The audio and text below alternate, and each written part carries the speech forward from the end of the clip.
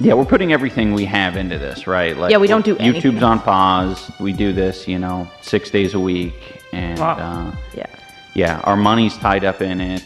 Now, you guys, this is a charity event, so you're not making any, or I mean, all the profits are going to charity. Yeah. Yes, we're paying our fighters just to cover their training costs, and flights, any costs associated with sort of putting their life on hold.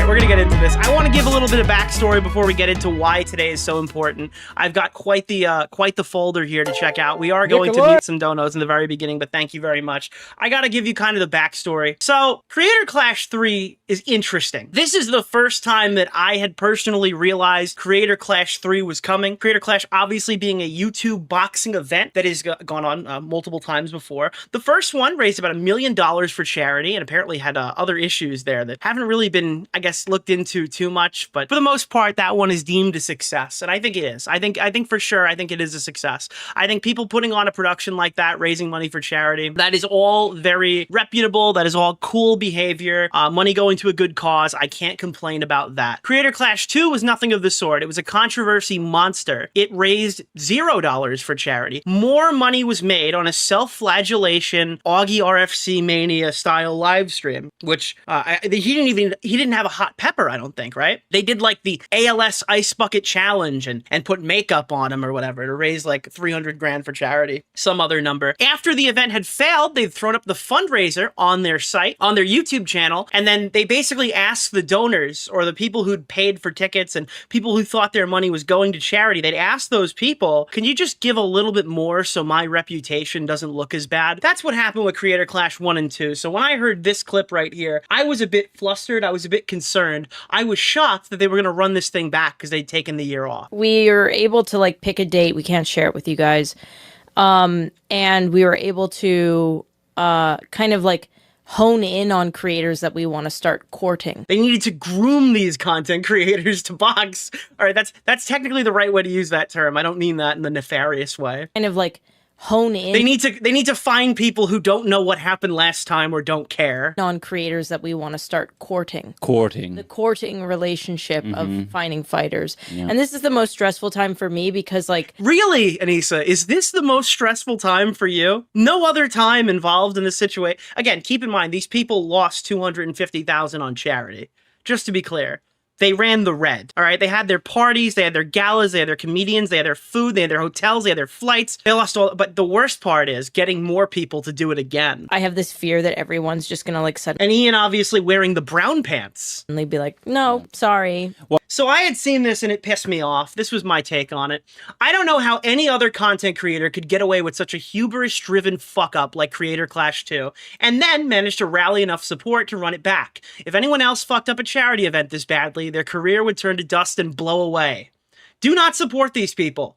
Do not support people who support these people. If you get morbidly curious about the actual event, donate your money directly to charity that you support instead, then at least we know it'll get there. Just a reminder, last year's money that was supposed to go to charities ranging from Alzheimer's to kids with cancer ended up going to fighter purses, a stadium they could hardly fill, a vacation for rich YouTubers, hotel rooms, and a gala. No money was left to go to any causes that they claimed to be helping. Demonic behavior. And this was not the public sentiment back in 2024. This is not what people were thinking about Creator Clash 3. It was California's approved YouTube, I think, where do they live in Seattle now? Seattle's list of approved YouTubers is doing more charity.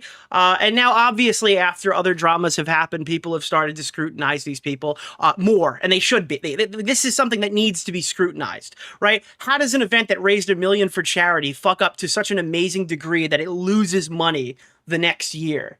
Keep in mind, in Creator Clash 1, you might not realize this because they did the whole it's for charity shtick the whole time, that people are getting fighting purses. I think the Creator Clash 3 ones were like 15 grand, according to Harley, who told me they're about 15 grand for training, right? In Creator Clash 1, they had made so much money that fighters on the day of the fight were gifted bonuses. So some of them were getting between like $45,000 and $50,000 to fight on this charity card, but nobody cares, because that event made money and sent money to kids with cancer. Now, the second one didn't send any money to people with Alzheimer's, but that's okay. They didn't remember it was coming. I stole that joke from Buckley.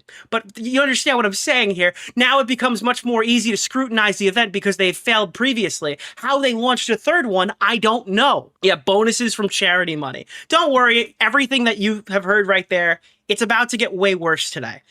We got a transparency report, and what we actually learned from this is worse than I think I could have uncharitably diagnosed in previous live streams. So that's where I was. This is Nick DeOrio. This is my positions that I've had. And then as the year had progressed, we found out more and more weird information about Creator Clash. This clip right here is fantastic because it existed before Creator Clash 2, and we didn't find it. We didn't know it was there. There were multiple spaces, tons of creators were covering this, video retrospectives. I sent this shit to Turkey Tommy. He'd never seen it before in his life. Listen to this one. Do you want to do it again? Yeah. I see. And it is relevant to what we'll talk about today. If it works out, then we can do that. And there could always be a charity aspect to it. Okay. For people who are veterans to the Creator Clash 2 war, hearing it referred to as like a charity aspect or a charity component when this whole event has been touted as like a charity boxing mega event, okay, is kind of jarring. Initially kind of jarring. I see. If it works out, then we can do that. And there could always be a charity aspect to it.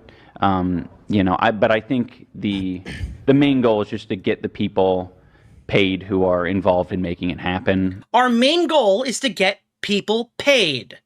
This philosophy will not change, even under new management. That is the goal of Creator Clash 1, Creator Clash 2, almost Creator Clash 3, and Creator Clash LA. Rather than like making exorbitant amounts of money. So your goal is to build an institution. No, our goal is to compete with VidCon. Of sorts, this Creator Clash, where you can have people. Fun. There's a champion every year. Yeah, it's a party. Interesting. It's like a way more exciting VidCon. Or like I want it to be like influencers can like care about this and fans can care about this and like you can go watch it and have like a build up, like maybe parties before and like stuff like that. Yeah, because we've gone to like the last Jake. This is the approved VidCon for the YouTubers that are liked in the Los Angeles to Seattle area. It is the friend group VidCon. That's what's happening here. It's where everyone gathers together and sucks on Hassan Piker's cock and balls. That's what this event actually is. Just to be clear, that's what it is. Why did they step down after Creator Clash 2 sent $0 to charity? This was the question I asked when Anissa and Ian left their own event. Now, I was told in one foul swoop, hey, guess what? You're not going to believe this. Harley's out, Lena's out, and Ian and Anissa are out the door. They're literally standing at the door getting ready to go. So what happened was, because of the controversy associated with Creator Clash and the content cop that was made on Ethan Klein, that put strain in between the relationship with Lena, who works for Ethan Klein, and iDubbbz. So that dropped, right? There was an issue there with promotion of the event, despite the fact that nobody promotes this event. You can find clips of Tubbo and Sapnap. I don't even know which one's which, to be honest. And they seem like they've got no idea what's even happening right now. The promotion has been extremely minimal. So if they were pestering Lena, something tells me it was to get rid of her, but I don't know that for a matter of fact. And then after the swastika sword incident, Harley didn't really want to go do this anymore, which is justified. We're going to talk more about Harley today because, as we'll find out, Harley got fucked over in ways that we couldn't have possibly imagined. At least when we've been covering this in recent times, right? And then I also found out that to get Harley back at the table to try to like keep the event going, Ian and Anissa stepped away. Now, we thought this was just like smoke and mirrors back then. Surely they still have some ownership or something, but we didn't even know they were taking a paycheck. Well, if my title's anything to go by, they were. Or at least that's what the current management thinks. So they dropped out to try to bring Harley to the table. That didn't help. The event was being hosted the same day as Jake Paul's boxing match. That didn't help either. It's a week after VidCon, so all the YouTubers who'd want to attend would be leaving California and then, I guess, booking a flight to Florida. I guess for the unemployed, that's a really easy one, but I don't know. I don't really know why you would push these two things in such a similar time frame. You're asking for trouble. But this was what I said now this morning. I think this is probably a tweet that resonates with a lot of you. This is prior to finding out the information that we're going to go through. But these were my thoughts going into finding out everything we're going to see today. I'm fascinated with Creator Clash 3. As of this moment, 4 fighters have spoken out about the event being moved, and yet I could still go on the website and buy a ticket like nothing is wrong. The big question most people have is about refunds, but I'm wondering how fighters are to be compensated. So, if you guys don't know, spoiler alert, the event was moved. And one of the ways we found out is that iDubbbz changed his location in his fucking bio from Tampa, Florida, back to Las Vegas, Nevada, and he removed boxing aficionado from his title. I mean, this isn't super relevant or super important. I think it's funny. I think it's we're not going to be in Tampa. We're not boxing aficionados anymore. But the real thing is that eventually Ticketmaster did stop accepting people purchasing tickets. You could yesterday, you could this morning, you can't right now because the event has been canceled. Yes, Creator Clash 3, the one that was in the Amalie Arena, the home of the Tampa Bay Lightning, has been canceled. And it is not going well. It is not going well at all. I'm going to just rip the Band-Aid off for people who've been living under a rock. LA Beast dropped, and so did Freddie Wong. 2 more fighters, chat. If you go to Creator Clash right now, and you scroll through the fights that are still on this fucking card, okay? The main event is empty. I gotta cover the chat for a second. The main event is fucking empty.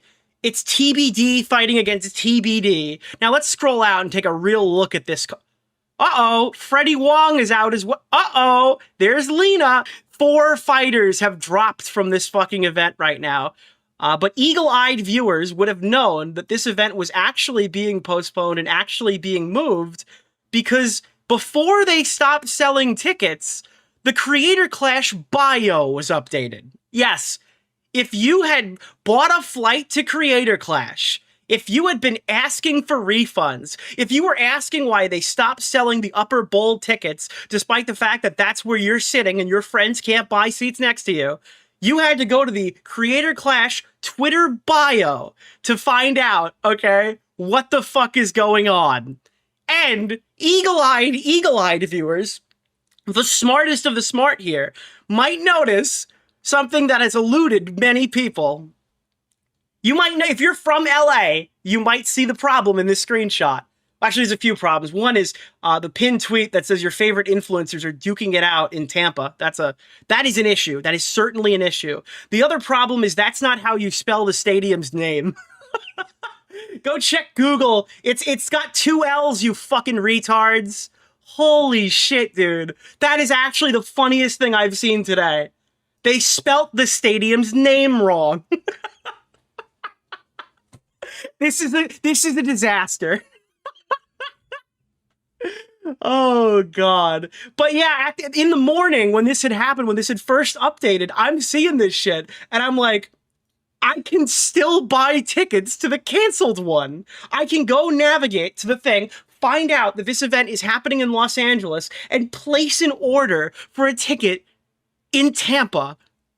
Why? Why was this just, like, 4 fighters or 3 fighters had come out by that point and already said the event was moved. Why not just clip the wings on this and just start issuing the refunds like over the week? I get it's a holiday weekend, fine, but then maybe coordinate with the fighters. You've got to tell people as quickly as possible, because if you bought Creator Clash tickets, you know what you get for that?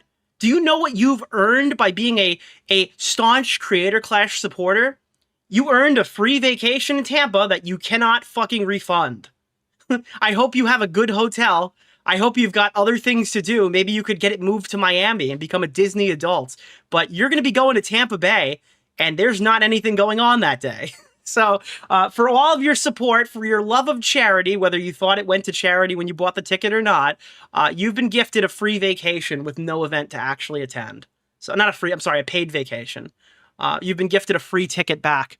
Oh, God, I got other things. There's another aspect to this that I'm waiting on, but I digress. This is what I had seen. So I tweeted out, wait, so they're moving this fight to October, and they're moving it to Los Angeles. Surely not every fighter will be able to do that. As me and Harley have had these conversations, I've learned a lot. Apparently, these fighters are being gifted $15,000 to be...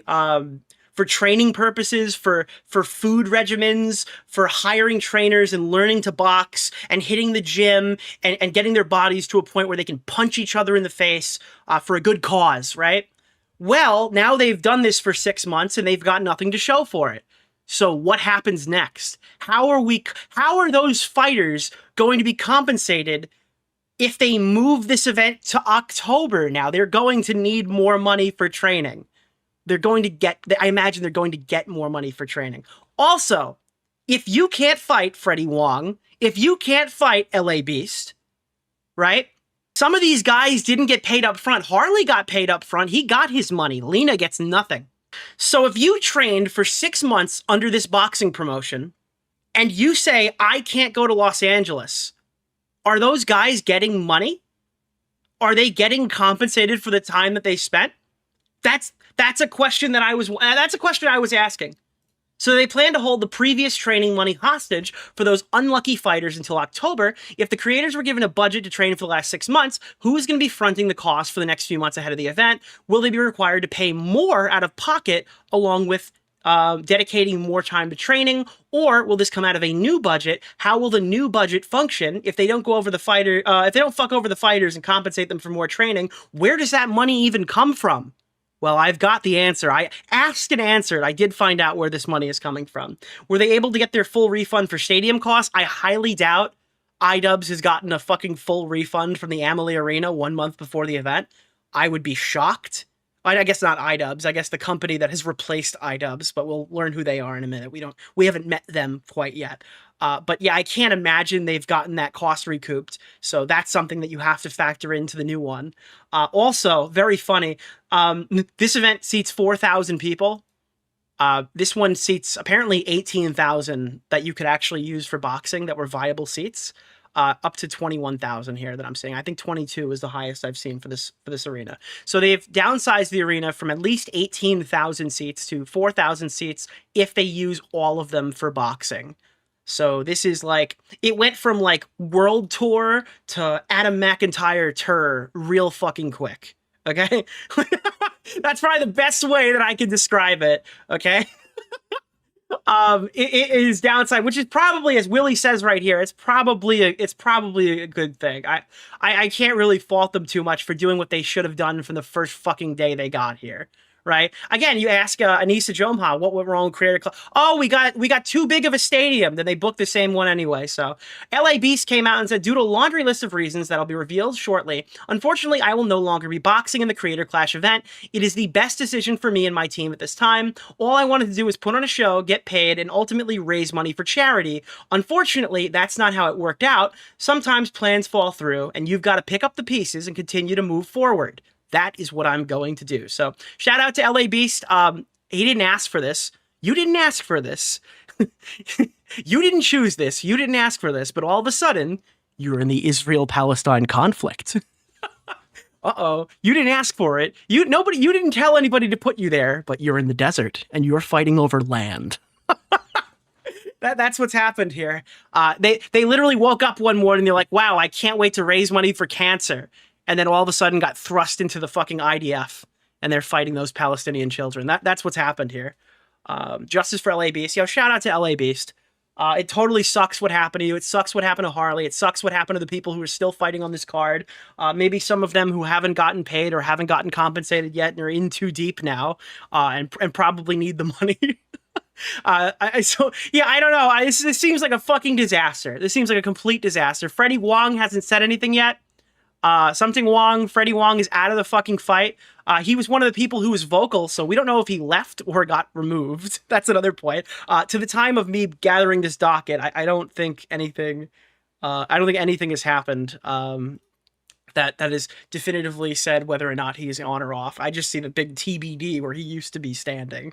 So yeah, that's a fucking problem. That's another fucking problem. I didn't play this last time, but Nathan Barnett dad stepped in, and he's been pretty cool as well. He came out and he wanted to tell everybody about Creator Clash over the weekend because some of these people have plane tickets and have other shit to do, other shit to worry about with their own budgeting. It's still going on. It's not happening June 28th. That's out there. Again, why am I finding out from Fighter? Dude, this is the chain of events. when something happens at Creator Clash, I say something on stream, then the fighters find out from my stream, then they ask the people who work on the event, then they find out privately that that is actually true, and then the fighters get confused as to why they don't know anything.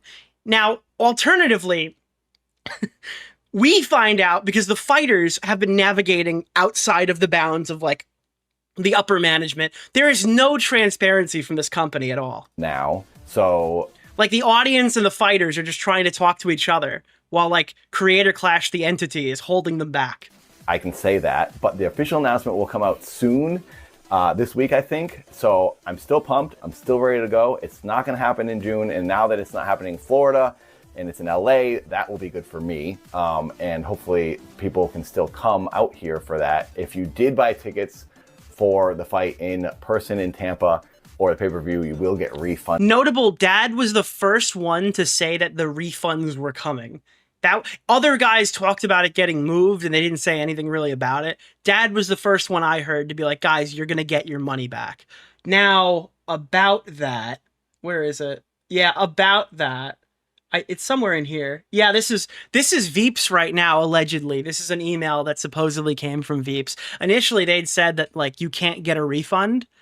And now they're sending out emails saying, hey, the event producers have shared an update regarding this event. Creator Clash will take place on October 25th at the Palladium, or whatever the fuck it's called. There's more exciting announcements about the event still to come. Your live stream ticket will be valid for this event. Should you like to proceed with a refund, please let us know so they can process your request. Guys, if you bought a digital ticket to this company is giving you an opportunity to get out right now. I don't know if they're going to do it automatically, but if it's anything like this fucking email, you have to opt in to get your fucking money back. I would go do that immediately. I would do that now. I would X out the stream, go to Veeps, and get your fucking money back. This is for digital tickets, obviously, to watch the pay-per-view. If this is accurate, that's fucking crazy. Hey, by the way, we're moving the event. It's an entirely different month at a completely different time, but you're still on to watch it, right? Yeah, no, maybe I'll make that decision later. Probably not right now. Don't be crazy. Open a new tab. I'm trying to get my friends and family the refund they so desperately need. Also, Dad is doing a DJ thing. Shout out to Dad, Nathan Barnett. Go subscribe to his YouTube channel. He seems pretty chill. Anyway, now we're about to learn a bunch of new information that I've been fucking gnawing at the bit to find out about for the last 3 years. This is a big moment for me. I'm very excited. There's a new tab here called Transparency. Now I'm going to go through the fucking the spiel I do every time. If you want to donate to Creator Clash, well, you can't buy regular tickets anymore from Ticketmaster because that button has been removed. But you can go here and buy pay-per-view. Wait, what? Actually, I want an event ticket. No! No, bro! They didn't unlink it. They didn't remove it from the website. Squarespace, no! No, sorry. Okay, sorry. If you want to buy a pay-per-view ticket, you can go to Veeps, and you can pay the $34.99 for whenever the fuck this event's actually happening. And if you want to donate to charity, you've got to assume that this money doesn't go to charity. We'll find out exactly where this money goes today. But this money right here, if you do the grocery store checkout line bullshit, you could add a donation that might actually go to charity. You got to add a couple. There we go. We're big-time donators right now.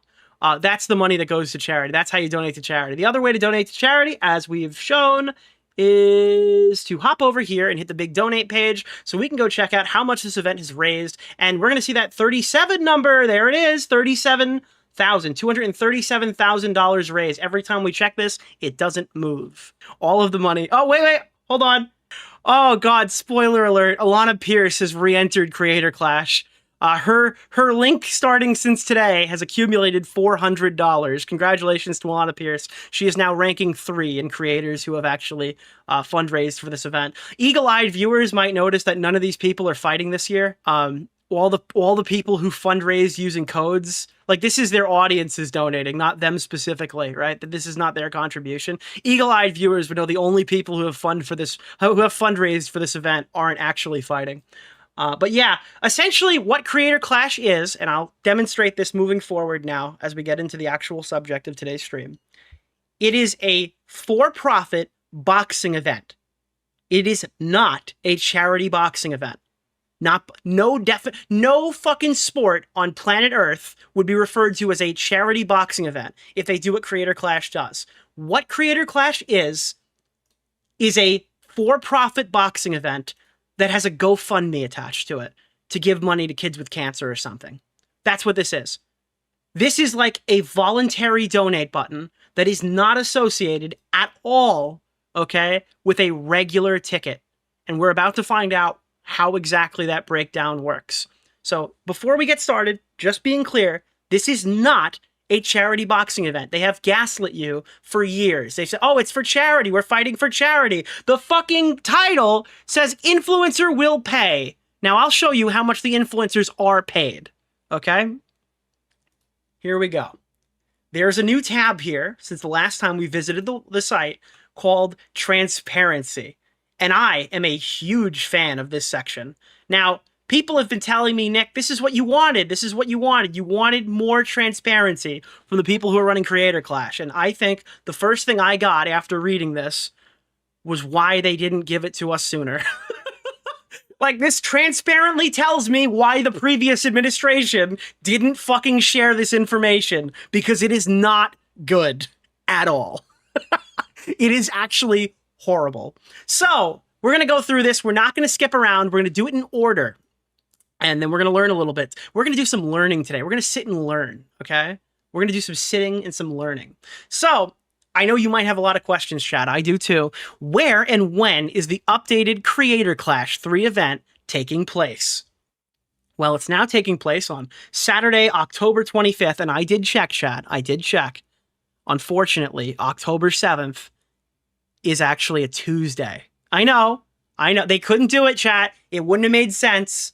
They'd be competing with Bingo Night. All right. They'd be competing with Shit Saturdays and Mold Monday, you know? Unfortunately, they had to settle for October 5+2 instead for the day of the event, okay? I don't think that's on purpose, all right? I'm being a dick, all right? All right, that's going to get me in trouble, but you understand. All right, it's a joke. Don't get mad at me, all right? All right, Smaggle has put on a request. We're gonna put on the iconic music for this segment. Hold on. Here we go, chat. We're about to jops into this one. Here we go. That's the shit we needed, right? All right. When and where is the updated Creator Clash taking place? Creator Clash 3 will now take place on Saturday, October 25th, 2025 at the Hollywood Palladium in Los Angeles, California. Tickets will be available to attend the in-person event, and it will be broadcast live on Veeps. Why was this event moved to Los Angeles? All right, I'm expecting some cope here. Los Angeles made the most sense. It is a much larger market. Is that true? Wait, is Los Angeles really a larger market than, like, a significantly larger market than Tampa? I feel like Tampa, New York, and Los Angeles, like New York City, are probably 3 of the biggest places you could go. Like, if you're saying Dallas, maybe. I don't know. Is that really accurate? Yeah, people are saying, yeah, for boxing, yeah. Okay, I'll take your word for it. Maybe I'm overcritical, chat. I'm overcritical, okay? It's home to a lot of creators, and it helps us keep the event production costs down. That means we could put more of a focus on what matters, making the show great, raising money for charity, and giving the fans the best experiences possible, whether you're watching live or tuning in from home. Now, the question that most of you have here is, what is going on with those gosh darn refunds? Oh boy. All in-person ticket holders will receive a full refund through Ticketmaster. Yeah, no shit, that's the law. Thank you. I'm so happy to hear about it. Pay-per-view tickets will still be honored for the new date, but if you want a refund instead, those will be made available for all pay-per-view ticket holders. Go do this right now. Literally, stop what you're doing, get a fucking refund, do it right now. You don't know how long this will be offered. The last time they offered it for like 3 days, bro. You gotta go in and do it now. Information on event tickets for the LA event will be announced in the coming weeks. Will all of the original fighters still be competing? No. Not all of them are available for the new date. An updated fight card will be announced in July that will include some fresh faces. Now that adds another thing here. Now, who are these new fighters and where is their money coming from? Is Lena's money going to go to a new creator, or did any of these fighters other than Harley, because Harley was paid ahead of time, who's got the money already? And where is the money going to come from? That's another question. Yeah, where is this money coming from? What's happening with fundraising and what's happening with charity? Okay, this is where it starts to get good. Fundraising efforts will continue and expand in the lead up to the new event date. All funds raised so far are secure and unaffected. That's because they're in a GoFundMe. They're in like a Tiltify. The Creator Clash 3 broadcast will once again be run as a charity stream, with Stand Up to Cancer remaining our exclusive beneficiary. Funds raised through Creator Clash Tiltify campaign will go directly to the charity. All donations and designated fundraising proceeds will go there. While Creator Clash is a traditionally promoted for-profit event, the financial success of the event does not impact the amount raised for charity. Now, why is that? Because the fucking event is not a charity event, bro. The NHL is not a charity because Hockey Fights Cancer happens sometimes, okay? That's not what, like, that's not a charity event. It's a for-profit event that has a GoFundMe tied to it. That's ridiculous. Like, that is so fucking bad. The structure separating charitable fundraising from business operations is new this year and was put in place after the setbacks and confusion following last year's event. No, this is in addition to. Last year, they had the same fucking process. You want to fucking... They're saying it's different. It's not. It's not meaningfully different than last year. You know why? Because after the event lost all of the money, okay, and made negative $250,000, do you know what iDubbbz used to send more money to charity? For his stupid live stream that he did? He used Tiltify. He just did it after the event lost all the money. It's the same process, only like... This year, they just said, fuck it. We're not going to donate any proceeds from the tickets to charity.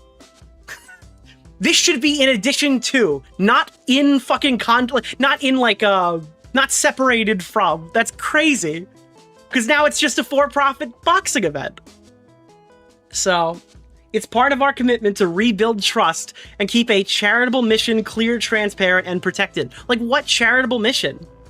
How much money have you raised for charity? Well, let's take a look. Donate. Okay, we've raised the same amount as last time, and the biggest donator, the main guy who's driven all of the money, is Hassan Piker. $237,000, $210,000 came from a YouTube drama live stream. This is not money that was made by Creator Clash. This is money that was made because Ethan Klein made a fucking drama video. This is YouTube slop drama content that is funding this fucking cancer operation. That's what's happening here. It's crazy. Now, keep in mind, in the past, they did it where they were going to donate money directly to specific charities of the fighters who won the fights. So every fighter came in with a charity in mind. That way, Alzheimer's got money, horses got money, people with disabilities got money, fucking the Special Olympics got money, cancer kids got money. This year, they're saying, fuck it, we're going to do a Tiltify, it all goes to cancer. How is that better than last year? But it gets worse. I'm just kind of trying. I'm getting ready here. Why did Ian and Anissa step away from Creator Clash? Ian and Anissa have stepped away from Creator Clash in every capacity as stakeholders, event managers, and creatives to give the event more space to grow under new leadership. They chose to step down to allow Creator Clash to separate itself from the ongoing controversy, allowing us to work towards rebuilding trust and refocusing on what the event was always meant to be. Something that supports creators, entertains fans, raises money for a good cause. All other partners remain the same. So the guys who brought you Creator Clash 2, yeah, they're still here. Guys, the people who brought you Creator Clash 2 in the background, I think that's what Anissa had said, thankfully they're still here. From the last failure that they think we've forgotten about. Who are the official spokespeople for the event? Well, we're going to meet them, but Your host and spokesperson for Creator Clash 3 are Aaron Hansen, Alana Pierce, and Nathan Esther. I don't know who Nathan Esther is, and I don't know who Aaron Hansen is. But I do know that Alana Pierce is specifically the person who targeted Froggy Fresh and made a video saying that he was stealing from charity. Welcome back, Alana Pierce. I'm happy that you've rejoined the drama. But that document is not litigation, and it's not them trying to sue him. Essentially, Tyler, Froggy Fresh, was given $15,000 for training purposes. And after he was unceremoniously booted from the card. For the record, I was not given that money. I don't know if anyone else was. I think it was effectively like a financial aid for him specifically because I guess he requested it. I'm not entirely sure how that went down. Because he needed the help paying for training. I don't know how much money he spent. I don't think that I've spent $15,000 paying for my training or my meals. It certainly costs thousands of dollars, but I don't think I would have spent anywhere near $15,000. And what they did... So this is a person who knows the fight purses, bitching about the fight purses that every fighter was getting. That's also weird, because now in hindsight, saying, hey, in hindsight, from when we reported on this, we didn't know that every fighter got 15,000. Or maybe they didn't get, maybe some got 10. I don't know what last year. I'm pretty sure this year, all of them get 15,000. Can we have the $15,000 back? The reason they did that was because now that he's no longer fighting because of breach of contract, he had to be replaced. That money that was given to him is just taken out of charity at this point. Oh, wouldn't you hate it, Alana Pierce, that the money that was given to Froggy Fresh was taken out of charity? Now, this is from Creator Clash 2. There was no money for charity. There was no bonuses for the fighters. The charity money was spent on galas, a stadium you couldn't fill, and what else was it? A comedian? A musician? Yeah, but we need to take Froggy Fresh's money away. That's awesome. Thank you so much, Alana. I'm so happy that you were back on the team. Now, this is it. This is, oh God, I need give me, oh, please, please, please give it, where's the, hold on. I need this one. Yeah, I need another Carl song. Where is it? 64. There it is. Okay, chat. We're gonna find out right now how much the fighters get paid for Creator Clash. Are you ready for this? Are you ready to drop this? Oh man, I'm so excited. We're finally gonna get the information I've been requesting for 3 years, chat. Here it is. Big reveal. Yes, every fighter gets a guaranteed purse to cover training and preparation expenses. Vague as fuck. In addition, that's already a thing. So now the bonus is on record. It's real. It's happening. They get a bonus. So they get 15 grand to walk through the door, according to Harley. And now there's a 20% net profit bonus from the event that will be evenly split among all fighters. Except that's not what Harley thought. And they've not addressed this, and Harley has not corrected the record. And then I had heard that the guy that I was boxing, God bless him, LA Beast, I heard that he got more money. What? I thought that was the one thing that you didn't want to happen, so they paid him out more than the rest of the fighters? They paid him out more money than I was getting. Well, that would then be the rest, yeah. I found that out from him. Oh, wait, so they told you it was going to be one way, and then he let you know, no, they actually compensated me higher? Yeah, he had another conversation, and, you know, we had my guy hit them up and be like, what's the deal? He got more money, what's up? And they were like, oh, yeah, now the budget is tied up. Are you starting to see what happened?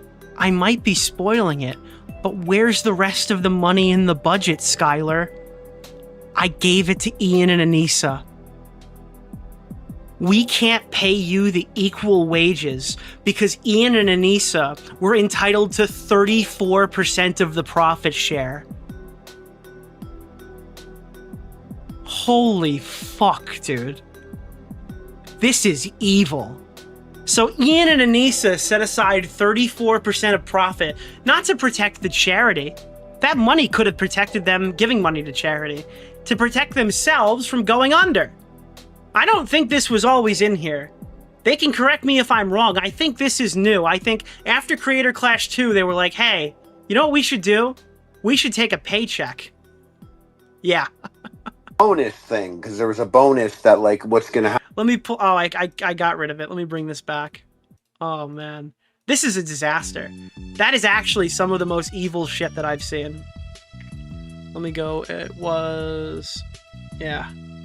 They paid him out more money than I was getting. Well, that would then be the rest, yeah. I found that out from him.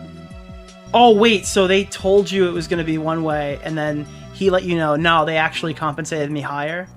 Yeah, he had another conversation, and, you know, we had my guy hit them up and be like, what's the deal?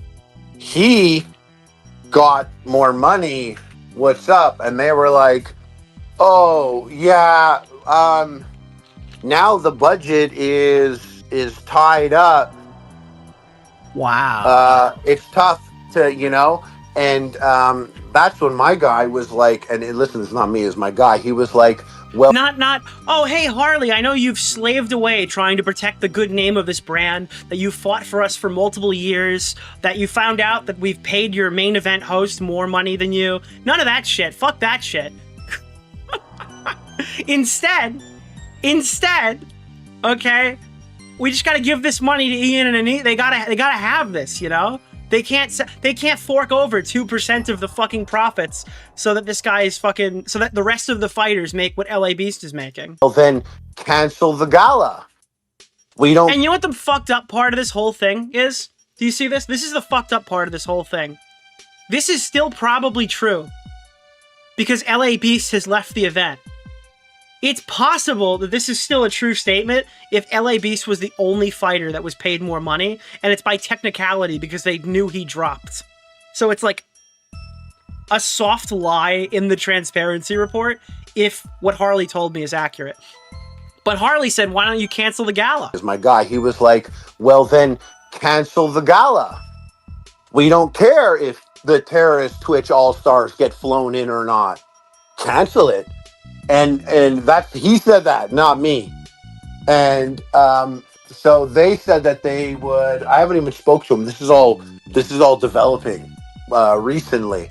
But I was a little bit like, oh, okay, well, I thought I would have been notified if there was a difference in that. And then, you know, I messaged it. Why would you? These people are shady. They're very shady people, Harley. Another friend of mine who's on the card, because I gotta be straight up about it. I was like, hey, it looks like I'm gonna ask for this much more money because this guy got it, and so I want you to know. The gala, Adosa Buckley in the chat, who has a great video on this, by the way. I recommend his channel fully. Okay, he's one of the few people I feel like I can actually recommend on YouTube still. The gala is the only reason any of them are doing it, and the money, of course. Yeah, because Creator Clash isn't about charity. It's a cloutgasm. It's a bunch of YouTubers who are very fucking wealthy, partying off of the charity's dime. Money that people thought went to cancer kids last year, funded a comedian that I'm sure those cancer kids would have loved to have seen. I saw somebody say, well, you said total revenue and not profit, so you should go back to school. Like defending Ian and Anissa on a subreddit. They were fighting with somebody. I was just sitting there thinking like, wow, dude, you've totally owned him. Yes, it was 34% is of profits, not of total revenue earned. So only 34% of what should have gone to kids with cancer was supposed to go to Ian and Anissa. But the crazy part, the craziest part of all of this, the part that I've missed so far when I've explained it to you, is that this 34% number is now going to the fighters. So the fighters are guaranteed, aside from the 15 grand that they're making, they're guaranteed 54% of the event's net profits. And people are like, well, I guess the rest goes to charity, right? Who pays for the stadium? Who pays for the people who work there? Who pays for the fucking rights to put this shit on this? Like, dude, that's just all the other money. Why is the 34 still not going to charity? It's so easy. Just send it to charity, and then you can call yourselves a charity event. It's still not going there. And they call the event, chat, they call the event Creator Clash, creators will pay. Creators will pay, chat. Influencers, sorry, influencers will pay. No, influencers are making fucking bank, dude. What's the difference between this and what Keemstar does? If Keemstar could make the same fucking event and put a GoFundMe up and probably raise more money for charity in a stadium 3 times the size. They probably won't fill it either, but that's besides the point. What's the difference? Now, apparently, I've been told by my entire chat, whilst I was going through this, that iDubbbz has now released a statement, but I did want to finish my rant before I had an opportunity to pull it up. I immediately pulled it up, and oh, dude. Oh, man. This is great. iDubbbz, after the event is officially canceled, at the point where iDubbbz, who's no longer affiliated with the event, did not actually have to wait for this. He has put out a statement 19 minutes ago whilst we were live. iDubbbz says, I wanted to clear the air now that Anissa and I are no longer part of Creator Clash. When I announced CC3 and the new business model, the communication wasn't clear. Looking back on my video and the current reaction, it's obvious it was too vague. It remains to be true that I earned a fight purse for CC1, along with all of the other fighters. We did not profit at all from Creator Clash 2, but it wasn't from lack of trying. That's the part that's crazy to me. Yeah, you didn't profit because the event lost money, but if it made $1 million, you guys would have got fucking bonuses. That's not something you can hide behind. After Creator Clash 2 failed to raise any money for charity, we knew it was time for a different business model. So what did we do? We gave up. We made a GoFundMe instead and asked you guys to cover the cost to protect our reputation. I'm sorry, I'm writing this one, not reading it. I apologize. That's what I would have written personally if I was as spineless and pathetic as the fucking walking shitter. Okay? We restructured so the funds from our charity partner would be raised on Tiltify, separate and apart from the actual event. Then your event is not a charity event. We then decided this year that we would take a profit share for the for-profit side of the event. Should the for-profit side of the event succeeded, I feel sorry for any confusion Anissa and I caused. We know the event is in good hands now. We wish it all the success. This guy is a fucking rat bastard, and I do not know why people keep defending him. Now, I will tell you, when I wrote that post in 2024, I didn't know it was this bad. I didn't know it was this fucking crazy. Dude, I could not have fucking, in my wildest dreams, put 2 and 2 together to see that it could possibly ever be this bad. But, like, come on, man. Please, when I scroll down, do not be glazing him. I know this is the iDubbbz subreddit. I'm banned from here. But please, God, be fair. Holy shit. We love you, bald gay man. Maybe, I don't know, go on your YouTube channel and make a YouTube video about it. Remember in his video, he's like, we've got new interesting ways to promote Creator Clash. And then he did fucking nothing for it. I forgot to mention. This is 34% of the total profit. And neither of them are fighting this year. Yes. The couple gets more money than the fighters do. And you talk to Harley, if he was fucking pulling my strings earlier in the year and he was giving me bad information. As far as I'm aware, they weren't really doing all that much. Their whole job was like promotion and managing the fighter emotions, which is hilarious because he plunged the entire event into chaos. But he's not fighting this year. They wanted 34% for sabotaging the event. Yes. Accurate. That is an accurate statement. Oh my God. You should probably make a video. Yeah, we should do Content Cop iDubbbz. That's what should come out next. Not the Cameron one, though. The Cameron one still has wounds that haven't healed. Hey, iDubbbz, good to see you. Hope you're doing well. Probably best to make a public video about this. Plays the Curb Your Enthusiasm song. You and Anissa are never allowed to complain about capitalism ever again. Yeah, there was a whole part of the thing being like, oh, God, we're too fucking... who told you to be so damn rich, Ethan? Taking 34% from a for-profit charity event. Holy fuck, is this malicious, dude. This is, like, sickening. Did he respond to anybody? Let me go to the iDubbbz account and see if he's written anything. Because he is known to do this. No. Holy shit, dude. That's funny. The for-profit charity event. Don't go anywhere, chat. We've got lots to discuss still. Holy fuck, dude. Holy fuck. So, now remember this clip? This is another clip. This is an olden one. I'm going to pull up really quickly. This is Anissa complaining that they were being investigated over Bo Black's claims because people couldn't believe that an event that made $1 million for charity lost so much money the next year. They actually said, the lawyer said that they didn't believe us, that we lost money on the second year. Yeah. And they wanted us to like show our like back end basically, and show them that we lost money. They like said that they used the fucking Bo Black video as like proof. What? Yeah, which is why even though if you come out and you make videos where you aren't necessarily alleging things, but everything that you're saying is like an implication. You deserve to be investigated. I don't know if they found anything. They probably didn't. I don't believe they would, but you did deserve to be investigated. Unfortunately, it had to be tied to a Bo Black's thing, so I've got to give him a victory. But this is something that deserved like to happen. Yeah. It still fucking has real world consequences, and does. it's fucking good. It should. This should have been an indicator that we don't do this again. I've never seen people fuck up charity and get welcomed back with open arms to do more charity. It just doesn't happen. Would this happen with Austin McBroom? Would this happen with Jake Paul? All the other people in the boxing scene, would they be welcomed back with open arms, total support, creators coming in to defend them like fucking Jayla Ray and Alana Pierce? Would that be happening for anyone else in this YouTube boxing sphere? Or is it only fucking California and Seattle's approved couple? They get a different set of standards.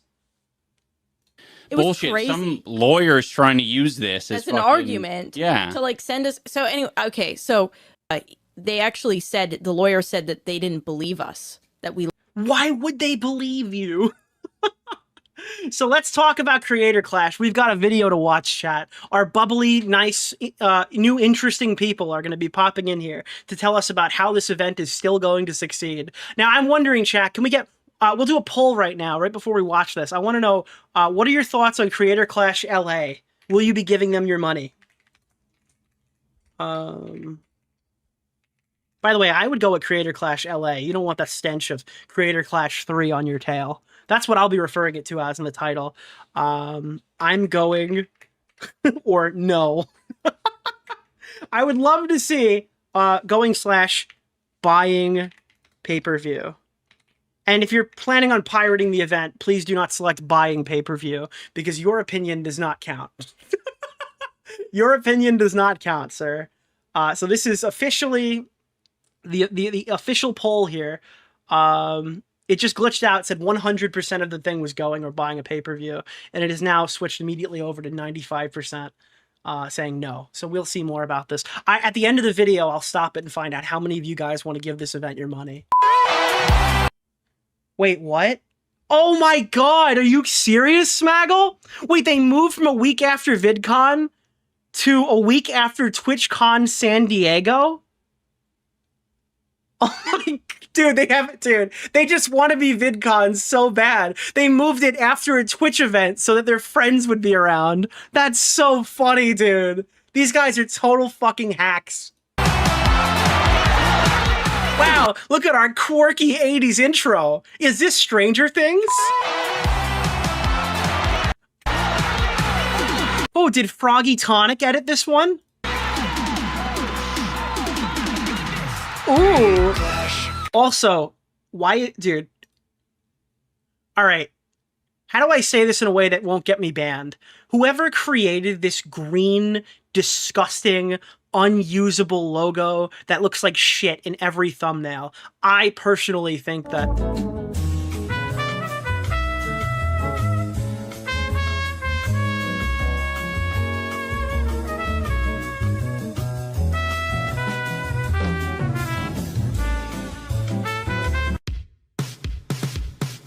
You'll never know what I think. You will never know. The chat will never know what I think.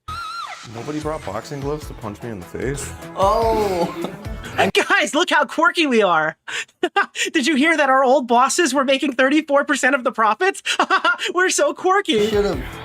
Blah, blah, blah, blah. No one's ever done that there before. Hello everybody, my name is Ethan Nestor. I fought in Creator Clash 2 and I won. And at least somebody won in Creator Clash 2, but I'll tell you who didn't. Kids with like fucking scoliosis or some shit. The AIDS patients didn't win that one, dude. Here with my pals. Magic Johnson is still like turning in his live, like in his expensive mansion. Talk about Creator Clash 3. Yes, hi, I'm Alana. I also fought in Creator Clash 2 and won by a single point, still counts. And I'm Aaron. I fought and lost, and then fought and won in Creator Clash. It was like a Rocky 2 moment. Yeah. You lost in Rocky 1, but you won. Yeah, 2 was a big comeback for me, so I appreciate that. Very good. Tell us about the cuts. I want to know how much money everyone's making. And I'm also Stop smiling. This is not something to be happy about. also the co-founder and co-owner of Real Good Touring, who has been the production partner for... Okay, wait. So I got a question. Somebody keeps saying this to me in chat. Whose mom runs a horse charity?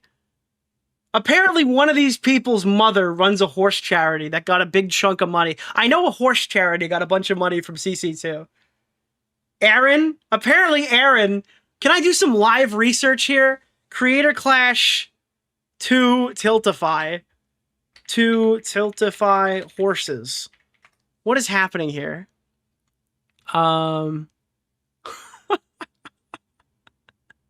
Never Stop donated more.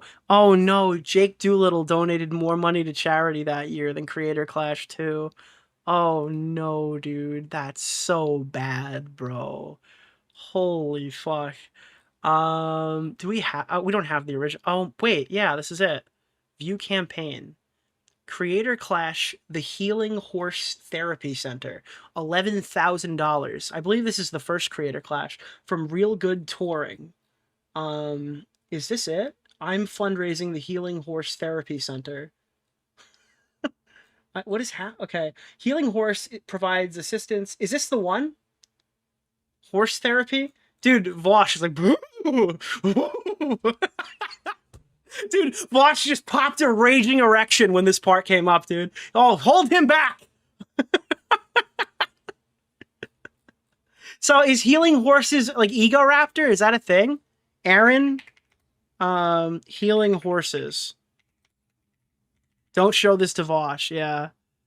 Of course, Aaron is donating to his mother's horse charity. Aaron, yeah, here it is. My mother's charity, Healing Horses. This is Aaron Hansen, Ego Raptor, one of the new people who are supposedly part owner in Creator Clash. That's kind of odd.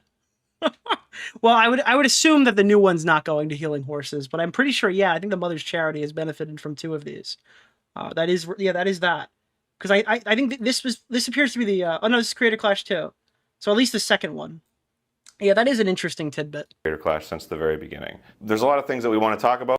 You were from the very beginning. I don't know which one of these guys is which.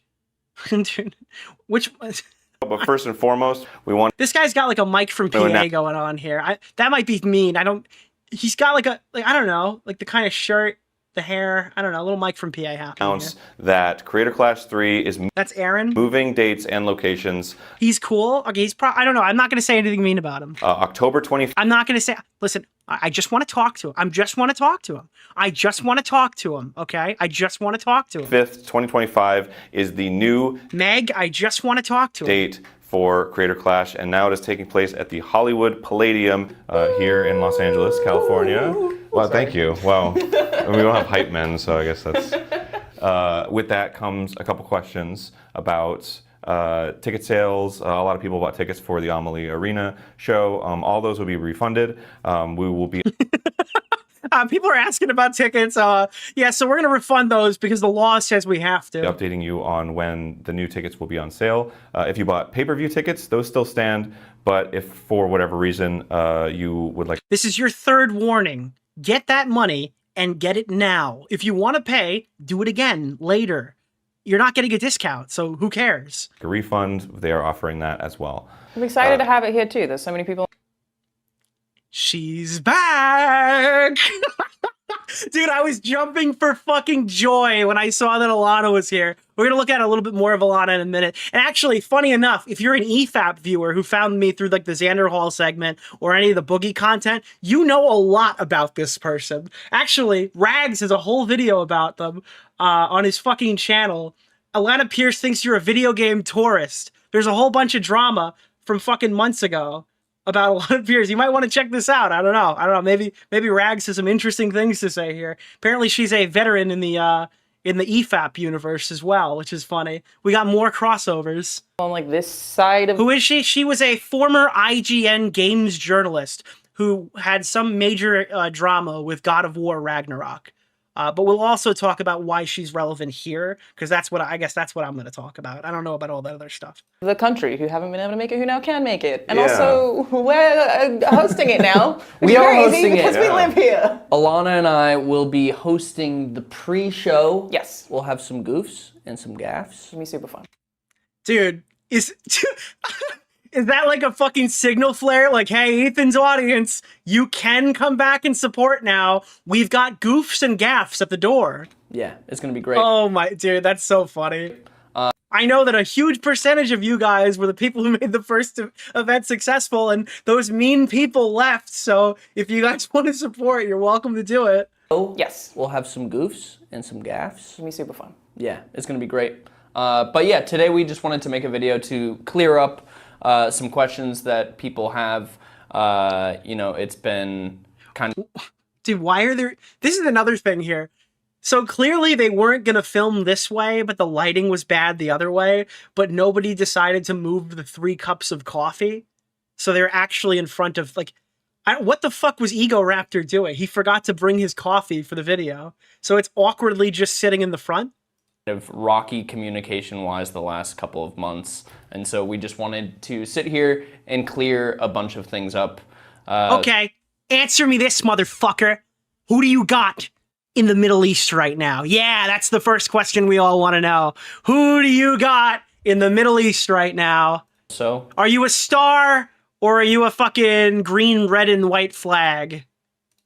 Let's get to it. What side are you on? Sure. Yeah, so... Who do you got on FanDuel? One thing that I misunderstood until talking to you guys at Real Good Touring was I thought that Ian and Anissa had, like, stepped back, but I thought that meant they were still involved. Alana's like, I thought they lied.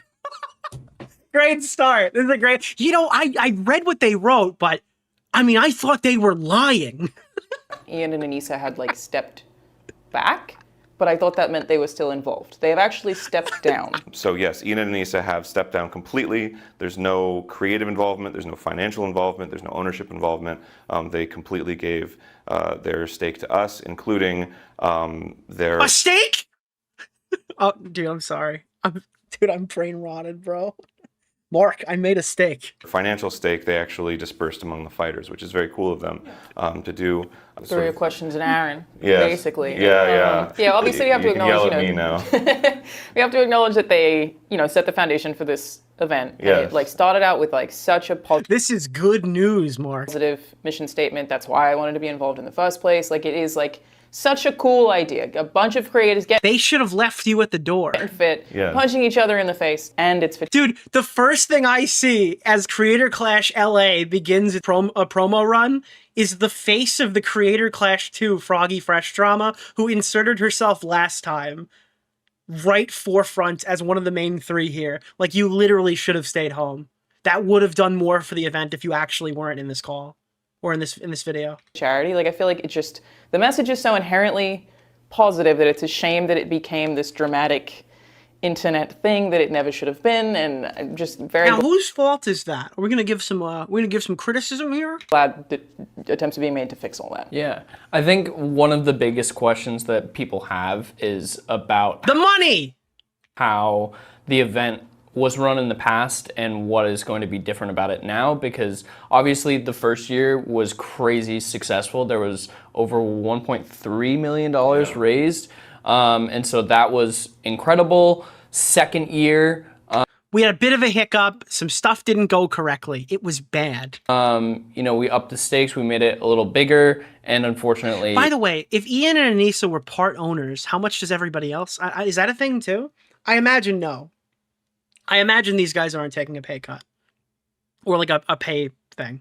It did not pan out in the way that we... I imagine if these guys were making any money for profit off this event, they would have disclosed that. Wanted, and there was no money raised for charity, which was so heartbreaking. Yeah, unfortunately, we had multiple galas, and we spent money on a comedian, so that was a big shame. And I think Anissa's response to that, when she talks about it, is that we were so fucking stupid, even if we didn't spend all of the money on that stuff, we still would have lost money on the event, and it still wouldn't have gone to charity. So stop making fun of our parties, which is awesome. That's great. Thank you.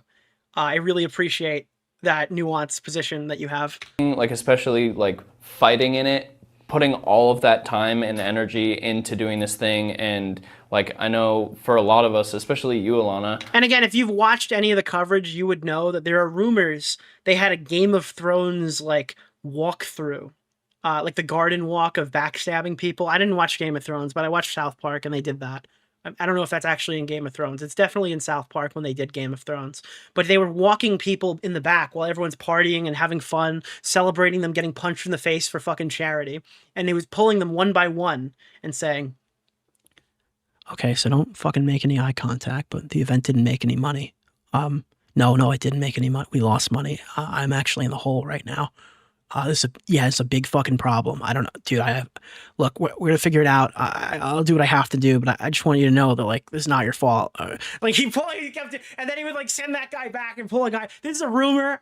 Harley says it didn't happen. Okay, just to be clear. But apparently, other fighters have said there was a pullover, and there was like, all right, hey, listen, I just talked to the other guy. There's a bit of a problem here. The money didn't go to. You are always doing charity stuff, and to put yourself in the ring to fight, a big reason that we did it was because it was like, okay, it's for a good cause, it's for charity. And that's not what Anissa said. Anissa and iDubbbz said it was to get people paid, and it was a charity component to a gala that would compete with VidCon. That was never how this thing... apparently it wasn't... At least Creator Clash 1 wasn't marketed that way. Creator Clash 2 was, but that was a defense mechanism.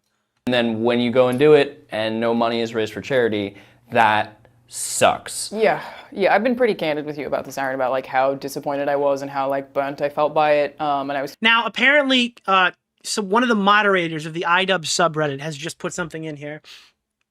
This was the question. Are you denying that you did not have a profit share for the for-profit side of the event in CC1 and CC2? And I'm not talking about they didn't profit, so you didn't make any money. I'm asking if you had profit share, would you have profited? Yes, that is what he's saying. The event was financially restructured for CC3.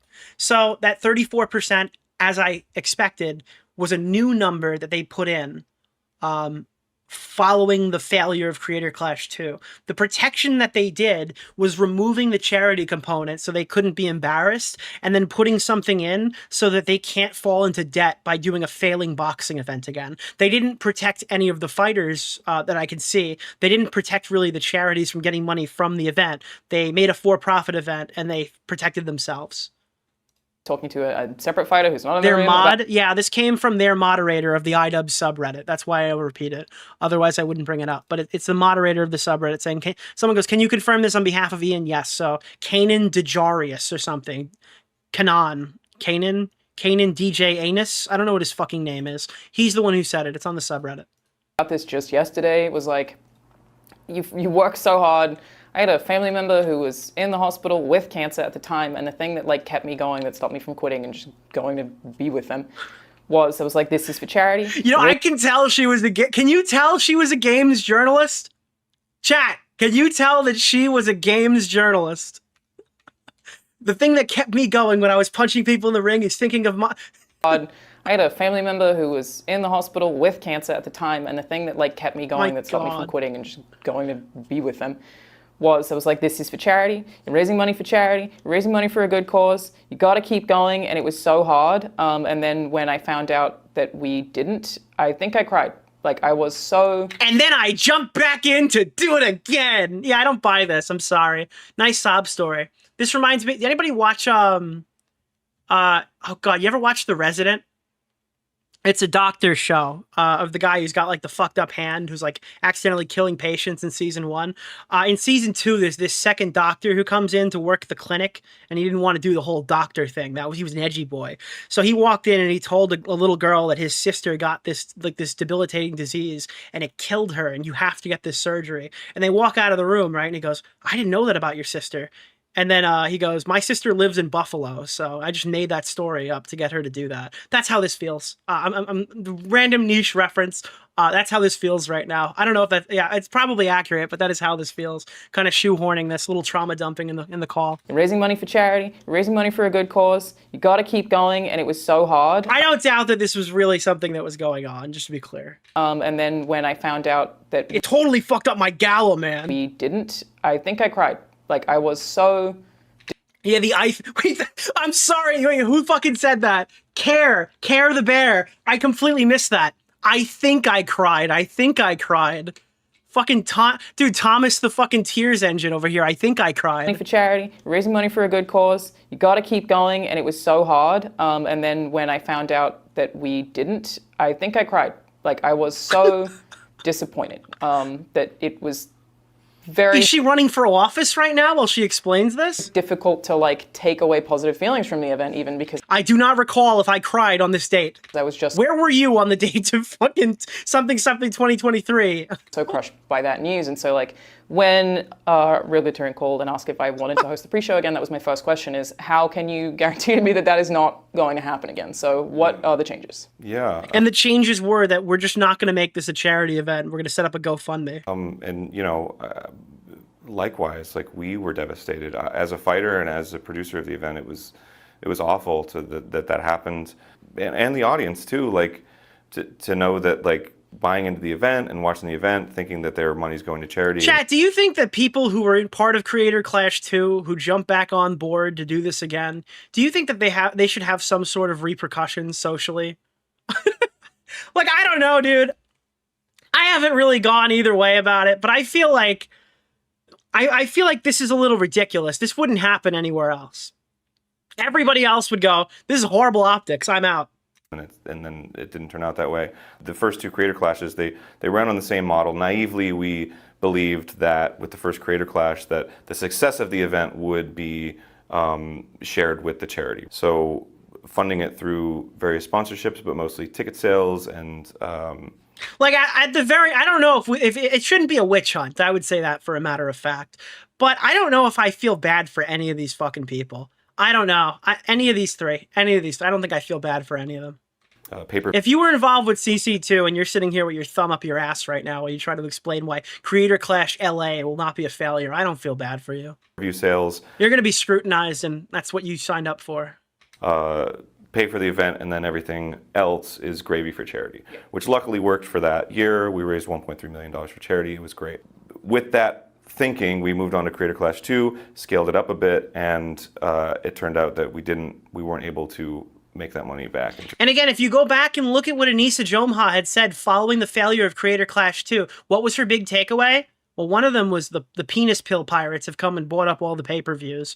And there were millions of people who had supposedly watched this event. Like, Dana Whited it. So, like, there were millions of people who wanted to pay, but they didn't because it was available for free or something. I don't know. It was really pathetic. But the other thing she had said was the fucking price of the arena. Like, they should not have gone to an arena that big.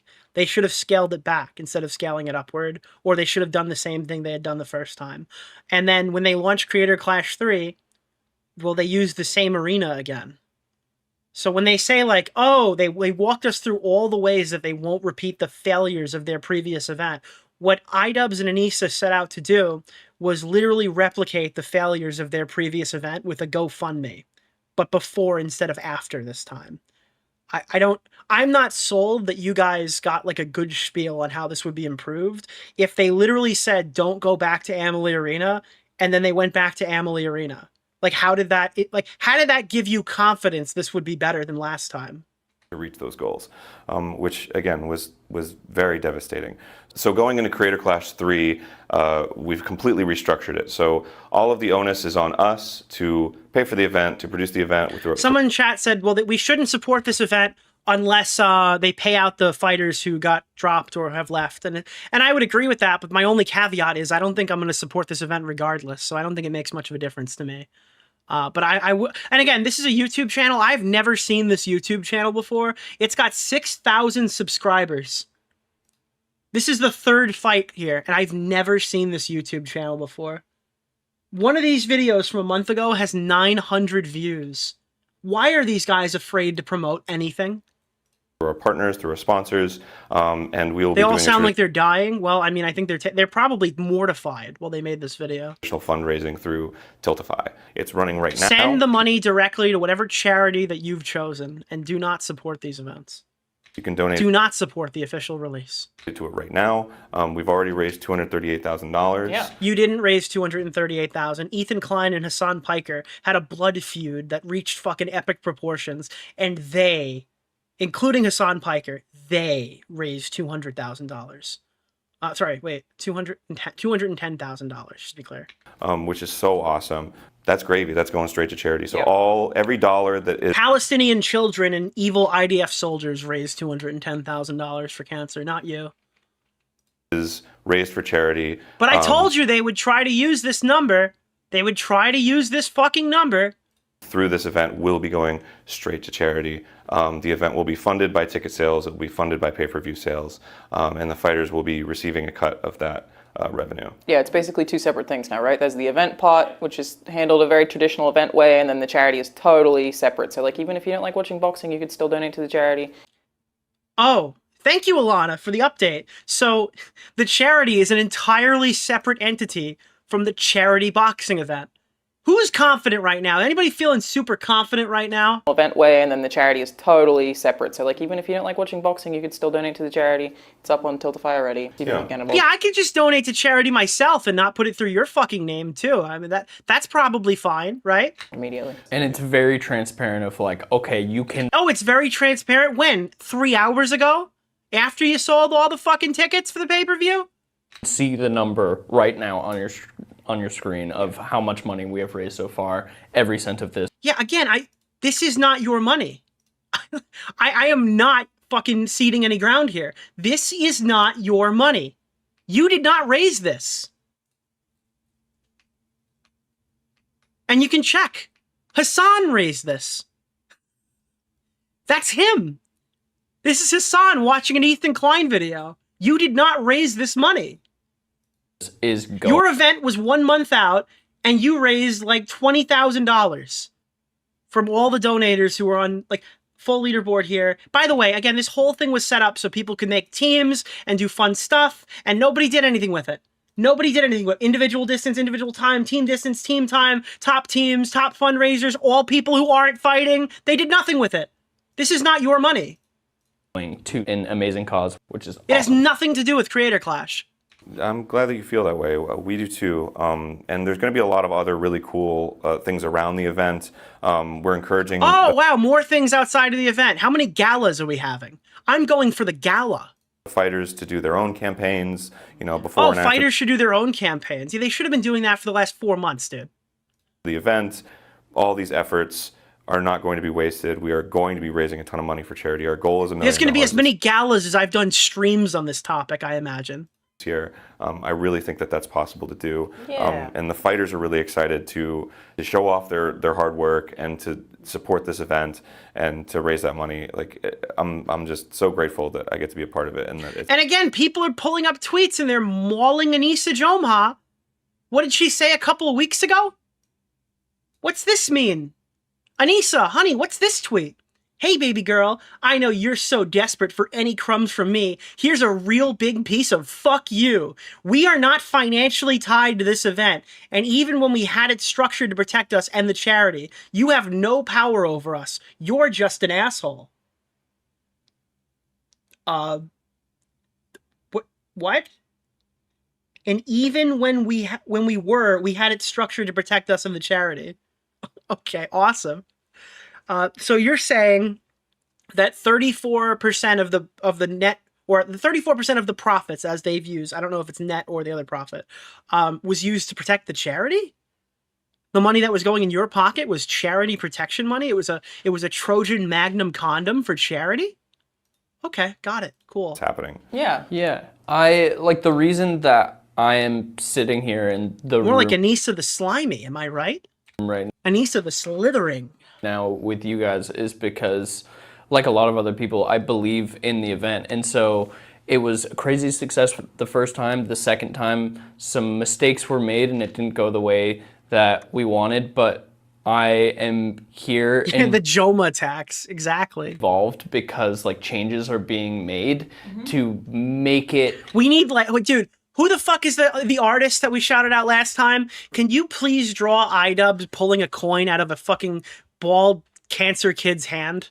That's what we need depicted, right? We need political cartoons of this event. I need you to have a decrepit bald iDubbbz who shaved his head to look like one of the people he's been taking money from, pulling a coin out of a cancer kid's hand. That's what I need. Be what it's supposed to be at the end of the day, which is either that or like pulling the fucking thing out of his arm or whatever. Entertaining show with really pulling chemotherapy out of his arm, saying I need this to look more pale for my videos. Really fun fights with like some of your favorite creators. Lazy shell for charity, and that's really what we're trying to bring it back to. Is we're trying to not have any external internet bullshit. It's just supposed to be a fun boxing event for charity, and that's really what it should be. It's such a good mission statement, and it's such a bummer that it ever got away from that. It seems so silly that it ever got away from that, because it's so clear what the event is supposed to be. Ooh, Alana, with a little fire there. It's so clear what it's supposed to be. What is that, Alana? Already punching each other in the face. You don't need other drama. No. This is the fun part. You actually do need drama. Why not just do press conferences and do what every other fucking boxing promotion does and have little fun fake drama with diss tracks, and that would sell tickets, right? Do fucking diss tracks. Have fake beefs. Oh, look, Dad's beefing with his fight person. Let's see who can raise more money through the Tiltify fundraiser. That's how you do this. Come on. I mean, that's so true. And by the way, if the fighters don't want to play ball, don't bring them.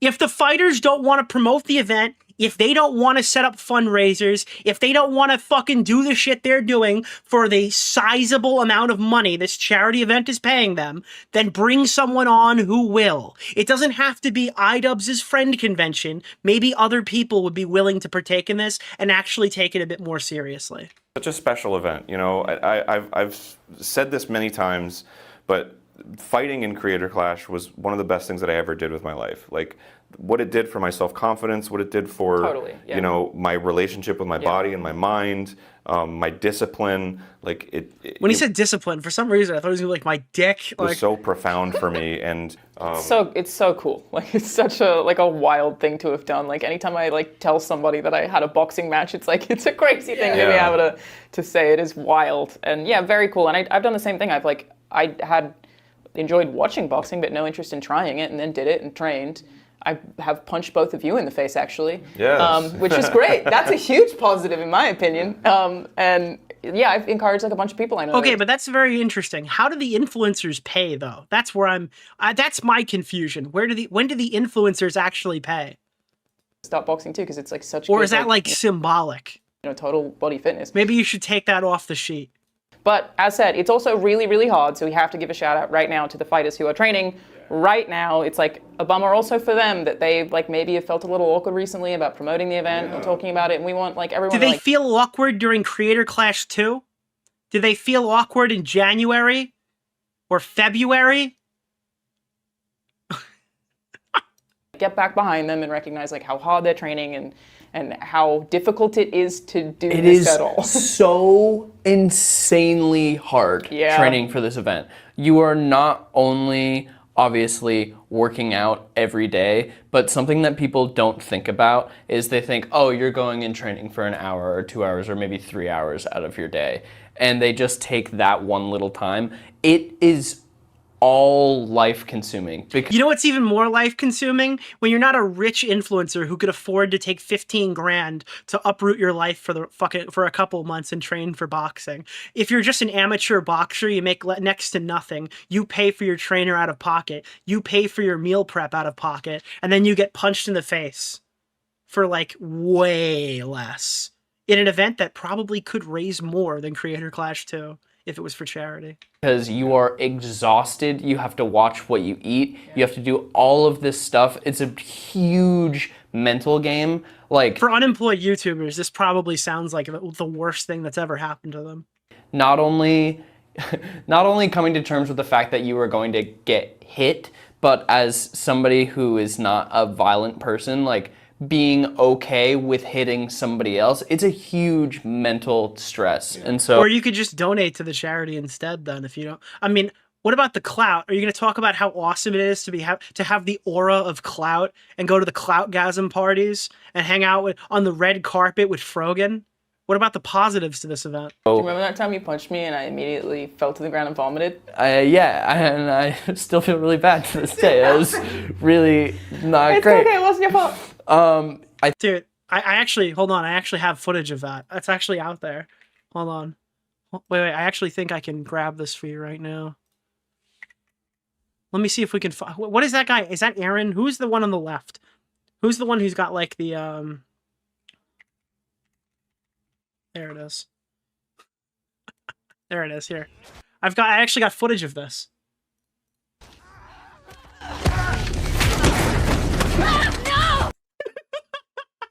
Dude, yeah, dude, holy shit. I think people forget because they just see maybe some like Instagram photos or whatever of what the fighters are doing. The amount of training and hard work that they're putting in is immense. And however long that they have been training, whether it's just a month or the last 9 months or a year, that's been like all they've been doing. It takes up your whole life. Billy Mitchell should host Creator Clash, sponsored by Ricky's Hot Sauce. I actually have Billy Mitchell in here at some point. He's going to come up. A thank you to them too. Like, it's such an important thing to do, which I think related, we should talk about, because there was confusion about this last year. Even I was confused about how fighters get. Dude, she was fighting and she still didn't understand the pay. I'm sorry, I don't buy this. Are we Denim's posturing right now? Like, what? Huh? What's going on? You were fighting and you don't understand the pay? Paid. The confusion about this. You signed a contract, right?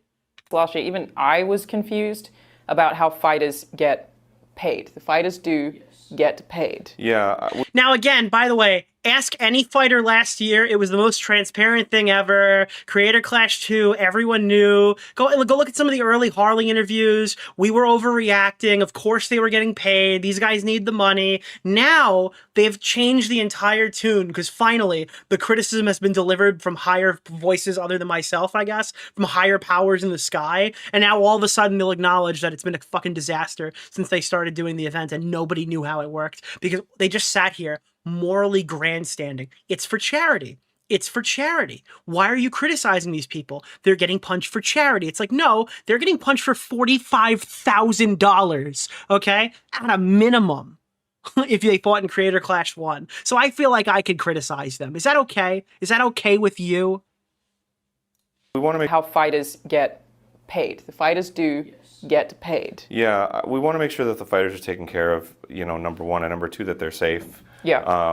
So that's a big thing for us. So fighters do get a purse. We're calling it.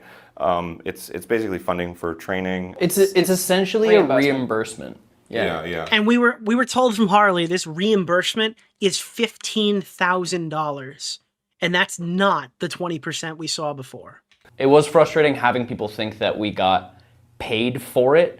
Yeah. Basically, it's $15,000. You did get paid for it, and you got a bonus in year 1. The fighter's purse was for the thousands of dollars that we... Who monitored how much you used for fucking training? Because I'm gonna tell you, it doesn't look like everybody spent the same amount. We spent to train. It's just to make sure people can do the event. Yeah. You can't ask creators to take all that time to box. A lot of people would have to say no if you couldn't at least cover the cost of their training or their food, right? Like, I had to set an alarm to remember to eat because I had to gain weight. So I'm actually okay. All right. I had to set an alarm, guys. You can't ask me to do that, okay? I spent a lot of money on meat, dude. like unironically. This is ridiculous. This is evil behavior. Everything Alana says makes me angry. I'm so happy. But it's also like all of your... Yeah, maybe just don't sign up then. Doctor's examinations. Did you guys, for the ones who fought in Creator Clash 1, when they offered you a bonus on the day of the event, did you say, no, I think those kids with cancer really need that money. I think the Alzheimer's patients need that money more than me. Or did you go, well, I mean, this is like training plus. This is training pro max. To get like physical therapy, like there are a lot of costs that go with that. So the idea is not that they needed to pay me to eat.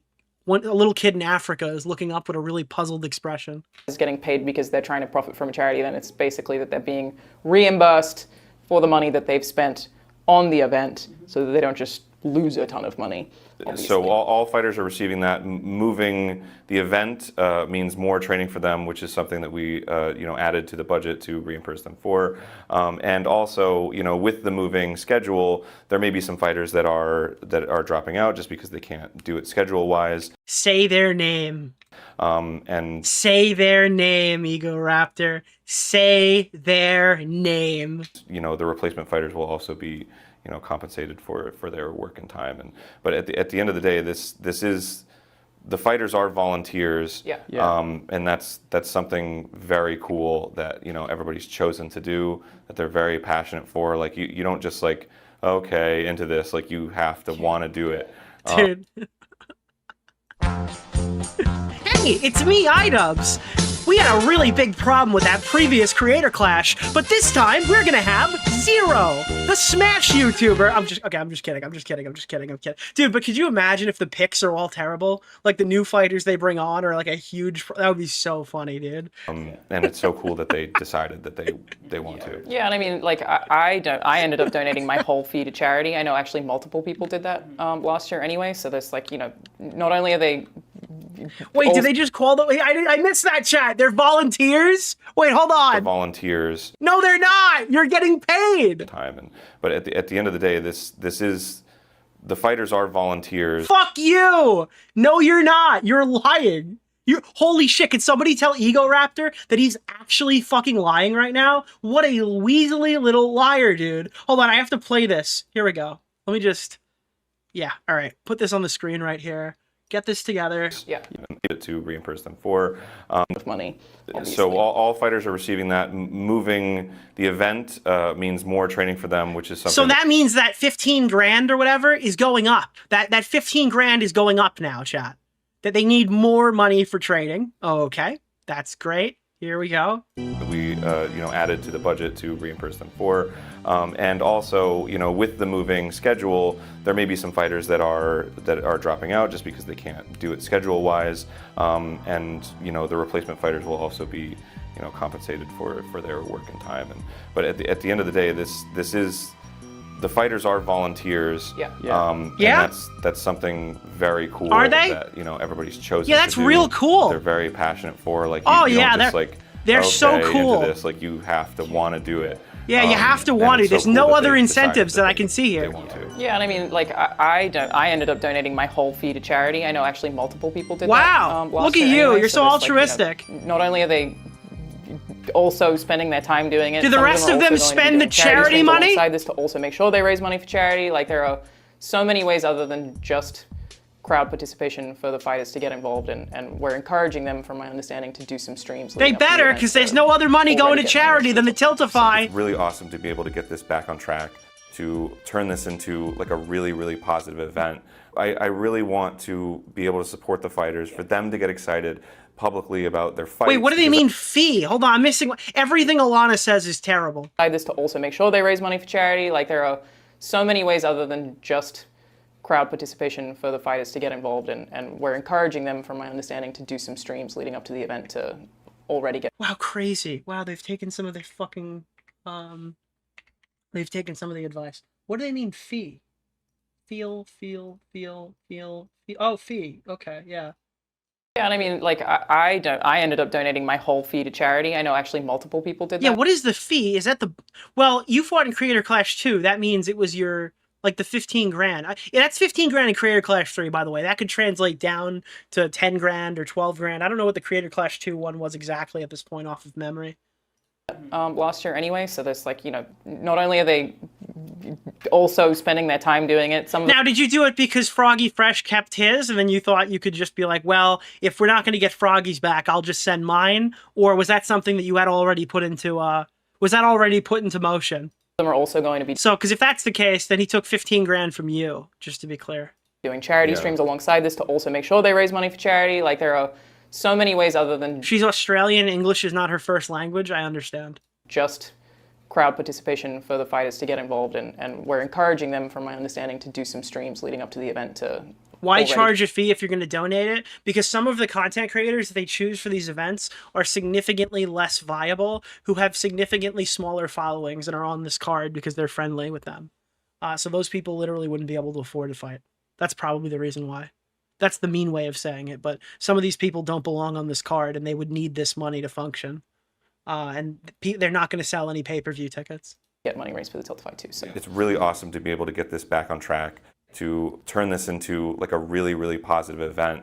I really want to be able to support the fighters, for them to get excited publicly about their fights, because that's what this is all about. You know, creators getting in the ring, doing something they don't usually do, getting out of their comfort zones, training, pushing their bodies to the limit for your entertainment. You know, it's going to be funny, it's going to be exciting. The energy in that arena in Creator Clash 2. Dude, KSI has the opportunity to do the funniest thing ever if he moves his fight to October. And I'm sure in Creator Clash 1 was... Imagine if Jake Paul counters and pushes his fight back. Real. Yeah. And like, though that moment was such a highlight of my life. I've never felt energy like that before. Goosebumps now that you're talking about it. It's crazy to think about. Just hearing everybody and seeing how crazy excited everyone was, and it was just such a positive... Are the crazy excited people in the room right now? Where are the... Chat, do we have any... I just did my poll. It says 95% of you out of the 4,700 who were here to vote said they're not even buying a pay-per-view ticket. Vibe being there, and that's what it should be. It should be a fun, entertaining event. Did you look at the new venue? Yes, I did. It's 4,000 seats. Raises money for... Adam McIntyre could probably pack that one out. I don't even know what that guy does. Hela Klein is here, ladies and gentlemen. Everyone get down. What does he do on tour? Like, who the fuck is going to see Adam McIntyre live? Did he see that, like, Ethan did one of those shows? Amazing cause. Yes, so that's what we're bringing it back to. We're super excited to do it. Ethan and I are going to be hosting the pre-show. I'm sure it'll be very fun. We want to get you hyped, get you excited. We want to make you laugh, and we want to raise money for a good cause. That's the whole plan. Yes. Aaron, where and when is it? It's at the Hollywood Palladium in Los Angeles, California. By the way, it's not the Hollywood Palladium because you spelt it wrong on the account when you fucking updated it. That's so funny. October 25th, 2025. If you can't make it's October 5+2. it to the live event, you can buy pay-per-view tickets on Veeps. Going to be an You should not do that. You should not go through Veeps at all whatsoever. awesome event. We're going to blow the roof off. Let's punch cancer in the face. Let's do it. You mean, let's punch cancer by begging for donations on a GoFundMe link and pretend it's for our charity event that's not actually for charity and fully a for-profit boxing event. The biggest bully of them all. Take it down. Let's go. We'll see you all there. Oh, yeah. No, it's not. The biggest bully of them all is me, because I'm not going to just sit here and ignore this. I'm sorry. Fuck you. Fuck your charity event. And I actually can't say that because that would mean that it's a charity event. So it's fuck you and fuck your for-profit boxing event. Thanks, everyone. If you support this event, cancer wins. Okay. All right, that's a little much. I don't know if I agree with that one. So I tweeted this and immediately the first thing... By the way, dude, this is the greatest image ever. Hold on. Wait. Dude, do you know what this is? Do you know what fucking this is? Dude, is Fortnite actually overrated? That's what this is. Is Fortnite actually overrated? You know the meme? You've seen the meme before. Is Fortnite actually overrated? I love this so much, dude. This is so ridiculous. Oh man. So I brought up the Alana Pierce thread and I kind of teased what was in this before, but Alana Pierce was the most outspoken person aside from Harley defending Anissa and Ian in Creator Clash 2, an event that ultimately lost all of the money and they had to beg for it after the fact using the similar Tiltify thing they're doing now. But that document is not litigation and it's not... So this is her talking about Froggy Fresh, saying that by keeping the money after he got unceremoniously booted from the card, he's stealing from charity. I'm trying to sue him. Essentially, Tyler, Froggy Fresh, was given $15,000 for training purposes. And for the record, I was not given that money. I don't know if anyone else was. Well, what did you donate? If you weren't given a purse for fighting in the event, I thought you donated your whole fee to charity. You don't know anyone else who was given training money, Alana? Nobody? You can't name one single person who got paid for this? Or are you talking about them getting reimbursed later and you're leaving out specific information? I think it was effectively like a financial aid for him specifically because I guess he requested it. Wow. So now we're going to poor shame the guy we kicked off by talking about the purse that supposedly everyone else got. Okay, that's cool. That's really awesome. Yeah, he was financial aid because Froggy's too fucking poor. I'm not entirely sure how that went down. Who paid for his food, Alana? Because he needed the help paying for training. He needed that help. Yeah, I understand. Yeah. Nobody else would go on to need that in the future. I don't know how much money he spent. I don't think that I've spent $15,000. Oh, really? You don't think that the fighters spend the whole $15,000 purse on training, Alana?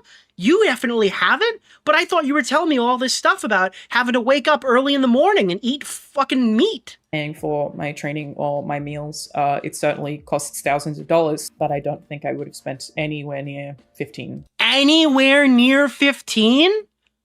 Wow. Thousand. And what they did was send him a letter saying, hey, can we have the $15,000 back? The reason they did that was because now that he's no longer fighting because of breach of contract, he had to be replaced. That money that was given to him is just taken out of charity at this point. So essentially, they're not going to ask him for money. And now she's signing up to be the figurehead of an event where none of the profits from the event seemingly go to charity. She's grandstanding about Froggy needing the money that he already spent on training that he got from the event. Or whatever he did with it, who cares? He's entitled to do whatever he wants because you guys let people do whatever the fuck they want over here all the time without even promoting it. Unless their name is Lena. If Lena doesn't promote it, it's a problem. Okay? But you let everybody do it. Everybody else can go do whatever the fuck they want. But Froggy, he's stealing from charity. Meanwhile, now you're just okay with begging for money like a fucking loser on the side of the road. He doesn't have the money. He doesn't have the money. And if he can't return it, the other clause was you can just... Yo, Billy Mitchell in the chat. Keep awesome. It if you just stop talking about it, which I guess he's kind of said no to both options. That is not them trying to sue him. I think like that was... They should pay out Lena and Harley and make them whole? Yeah, 100%. Offer, but I don't think that's their way of being like, if you don't do these things... Who's that Billy Mitchell orbiter? Killer Keemstar? Yes, he is, dude. We're gonna sue you and... Billy Mitchell is launching a Keemstar lol cow edition hot sauce, I saw. At no point did they ever say that. But the $15,000 thing, again, is not them suing him for $15,000. That's them asking him if they can have the money that they loaned him back for the fight. Because I think he tweeted that. I don't know if I do not mean to have leaked that. If I leaked that, I think it was tweeted. That money is being taken out of the charity directly because that's how it works, right? They have to give money to the other fighter for training purposes. And I'll be buying one unless Keemstar charges like $1 billion for it. If that's just $15,000, it was okay. I just got scared that they no longer have access to for somebody who's no longer participating in the fight. This is so crazy to hear retroactively now that we know that no money went to charity. It's so funny, dude. That is $15,000. Keep in mind back then when the Froggy shit went down, I think there was $200,000 being held over the event's head that if they put Froggy back on the card, Gideon would have paid a shitload of money. And even if they got the $200,000, the event still wouldn't have donated any money to charity. Isn't that funny? Like the way it turned out, they had lost so much money that Gideon's $200,000 he offered wouldn't even have fucking bought them out. $1,000 wasted that otherwise would be going to one of these charities. So the dude is not being sued. Nobody is threatening to sue him. It's ultimately just being like... Nobody's threatening to sue him, but they did send a little letter in the mail and let him know that he has to pay back that money or whatever because he signed a contract. Nobody's going to sue him, though. They just threatened to. Okay, if you have any of that money, can we put it towards the charity? If you have any left, rather Wait a minute. I thought suing people is what mean people do. I thought big, mean, rich people sue people. Right? Isn't that what happened? Don't big, mean, rich people send cease and desist letters? You just getting to keep it now that this has gone down. Chris said, hey, Alana, do you think you're going to win? I cannot wait to see it. Yeah, so then there's a bit more here. Froggy got dropped because he made a joke about an insecure person's OnlyFans. Stop acting like he committed some heinous act. Aren't they giving the replacement fighter $15K to fight on 3 weeks' notice? If so, it should come out of Anissa's pocket. Well, as it turns out, more than that came out, not willingly. This is Alana Pierce. It's fucking hilarious watching these total losers make an OnlyFans joke sound like he assaulted someone in the streets. All these people are completely disgusting. You should cancel your ticket to the event. Yeah, I mean, I don't want to talk about this too much. There are a lot of people already talking about this a lot. But I've decided to talk about it anyway and stick my neck out for this. Obviously, while I am currently contracted to Creator Clash to perform a service for them, I do not represent Creator Clash. I'm not a PR spokesperson. Wow, lots of things change in just 2 years. That's not how it works. I used to be such a big fan of Tyler. It's not to say that I'm not a fan of him now or anything, but I think the whole situation's a real bummer. For anyone who doesn't know, basically one of the fighters got dropped. And it was because of breach of contract. And the breach of contract, I don't have even full understanding of everything that happened here, but he basically, he broke contract in a way that if I had done it at my job working for PlayStation, I would have been fired. So, that. Oh yeah, she works for PlayStation, guys. Make sure she weaves that into the conversation. That's that part of it. One thing that I would like to take the opportunity to... It's not PlayStation, though. It's a charity boxing event in an ecosystem where people make jabs and ribs all the time. They're up just because there's a lot of misinformation about it. Is some people, including all of the big YouTubers who just love jumping on this stuff without really digging into it, which is always so frustrating, have made a bunch of commentary about... Yeah, that didn't age well either. Froggy Fresh getting sued by Creator Clash, which is absolutely not true. Yeah, no, they just sent a cease and desist in the mail and said they were going to if he didn't give the money back, something might happen in the future, right? That's just how that went. So let me take the opportunity to say that because I don't think anybody else has yet. A lawyer sent a document, but that Isn't that the woman who tried to cancel? Dude, Alana Pierce has her own storied history of drama. In the next couple of days, if I'm bored, maybe we'll investigate it. Who knows? The world is our oyster. We've got months to talk about Creator Clash now. Document is not litigation, and it's not them trying to sue him. Essentially, Tyler, Froggy Fresh, was given $15,000 for training purposes. So that's the part that we'd played, yeah. Why are people who are not Anissa and iDubbbz trying to explain why Froggy is gone? Well, it's because they suck, Willie. It's because they've always sucked. So, yeah, this is the thing that we showed earlier, just to be clear. You're not guaranteed a pay-per-view refund unless you request it, because they're just taking the pay-per-views and they're swinging them over instead of just refunding them en masse. So if you did through Veeps or whatever for the pay-per-view, you need to refund, or you have to request your refund. Otherwise, it won't be done for you. So that's a thing. We now know that for a matter of fact. I wanted to share the emails with you guys from Veeps support. So that's the T, sis. So this was what I really pulled away from everything we learned today. Harley said there was not enough in the budget to do an equal purse for fighters, but 34% was supposed to go to the Jomhas. That's fucking gross. That's disgusting. There was not enough money to make sure that all the people, and this is again, Harley's testimony. I don't know, I could talk to LA Beast. LA Beast has offered to come on in the past. I'd be happy to have him on now that he's no longer affiliated with the event. I didn't want to bait him into saying something he shouldn't say, but maybe he could confirm if he was paid more than Harley. That would go a long way to vetting this, because obviously coming right from the horse's mouth. Hold on. Vosh! That's not what I meant! But that would definitely be helpful to getting more information about this as well. So the fact that iDubbbz employed no drama before the Creator Clashes, and the one times they do drama, it's geopolitical events and CPS being called, is insanely funny. There's a lot of funny things in this. But yeah, thank you. Meet the Jomhas.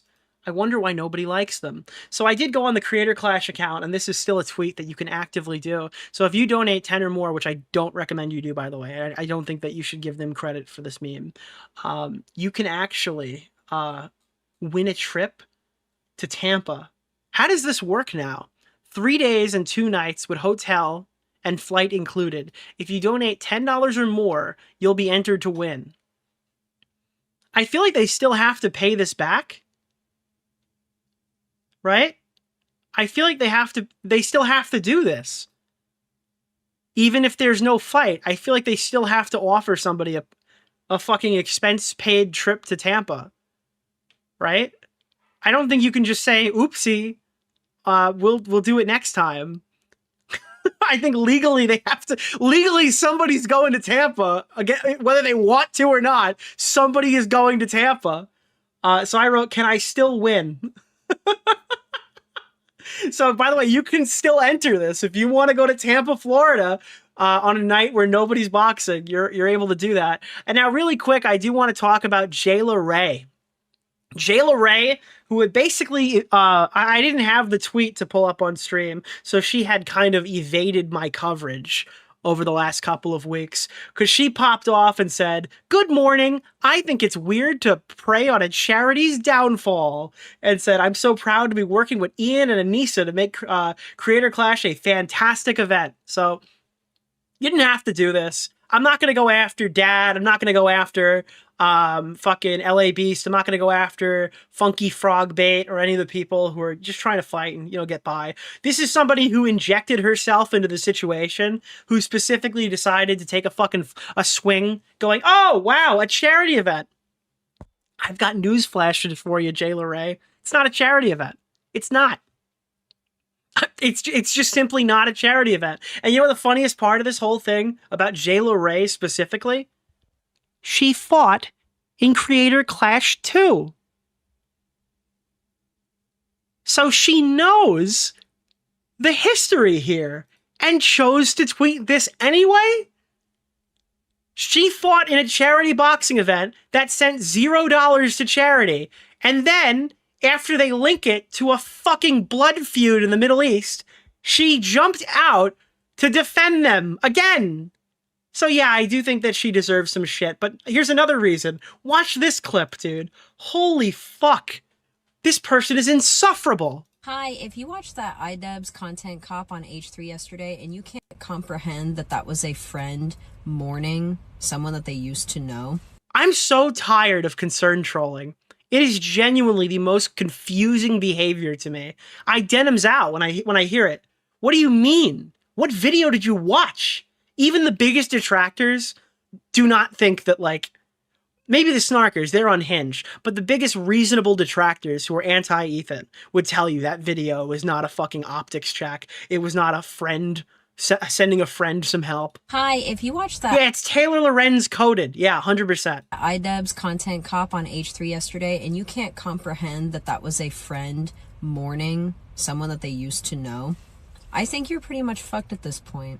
And as someone who's on the edge of the alt-right pipeline... Oh, God, dude.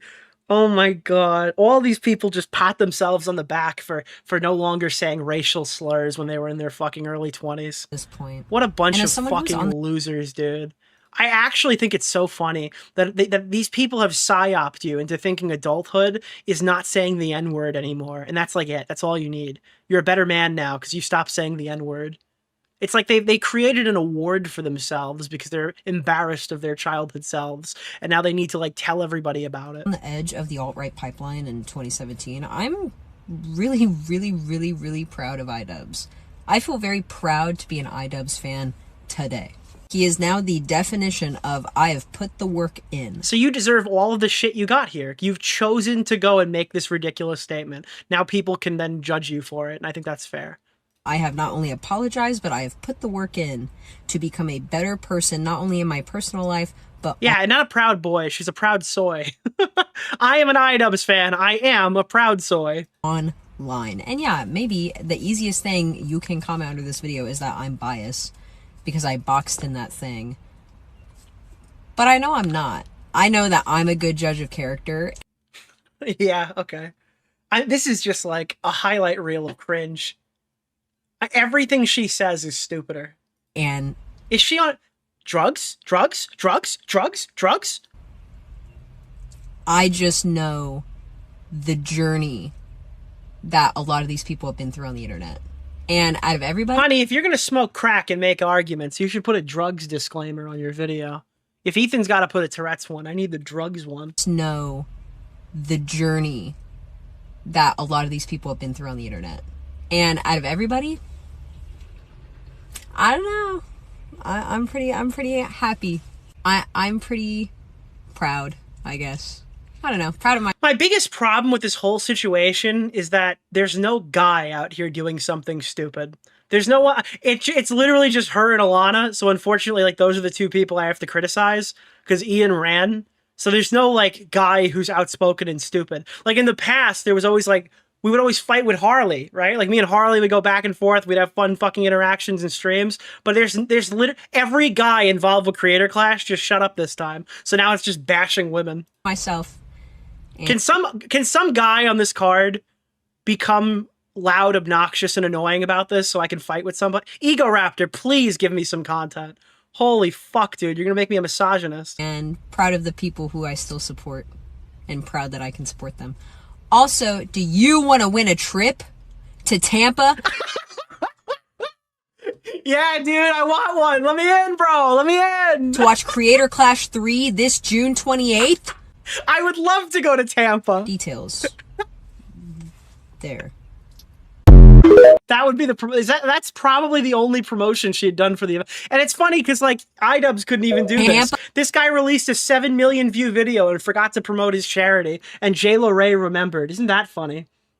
So Ethan took a shot today in the off the record stream. I think it's a members stream. Is this not what cat podcasting is? Yes. Oh man. Ableism is only when we make fun of Ethan's. Ableism is everything but making fun of Ethan's Tourette's. That's it. That's our carve out. I actually don't think this has anything to do with what we covered just now. Disabled. That's it. I'm gonna let it roll anyway. I mean, blame it on AB. No, blame it on Ian, who said he would only forgive me if I was a quadriplegic taking orders in a McDonald's drive-thru. But Ethan is the example. I can't believe you said that. Would have to crash and burn and get hurt in like a very life-changing way. You guys added the demon mode emoji?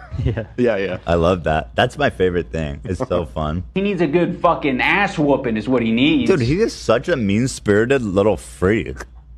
Like, True! I have feelings. I don't believe you. I don't believe you have feelings behind those dead eyes. Leave Aaron out of it? Bro, Aaron jumped into it. I didn't know who Aaron was. And I need a guy to be stupid here, or they're just gonna call me a misogynist. All right. Unfortunately, I got J-Lo Ray and Alana Pierce here. Can some fucking guy say something, please? No. I need an equal. And I understand you don't like getting pegged, and that's fine. Wait, that's not what I meant. No, no, it's no. Okay, hold on. Wait.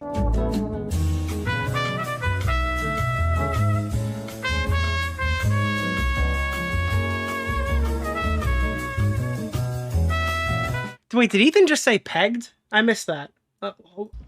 And that's fine, but you need to learn to say no to her. No. When she Dude, the sound bites are so good.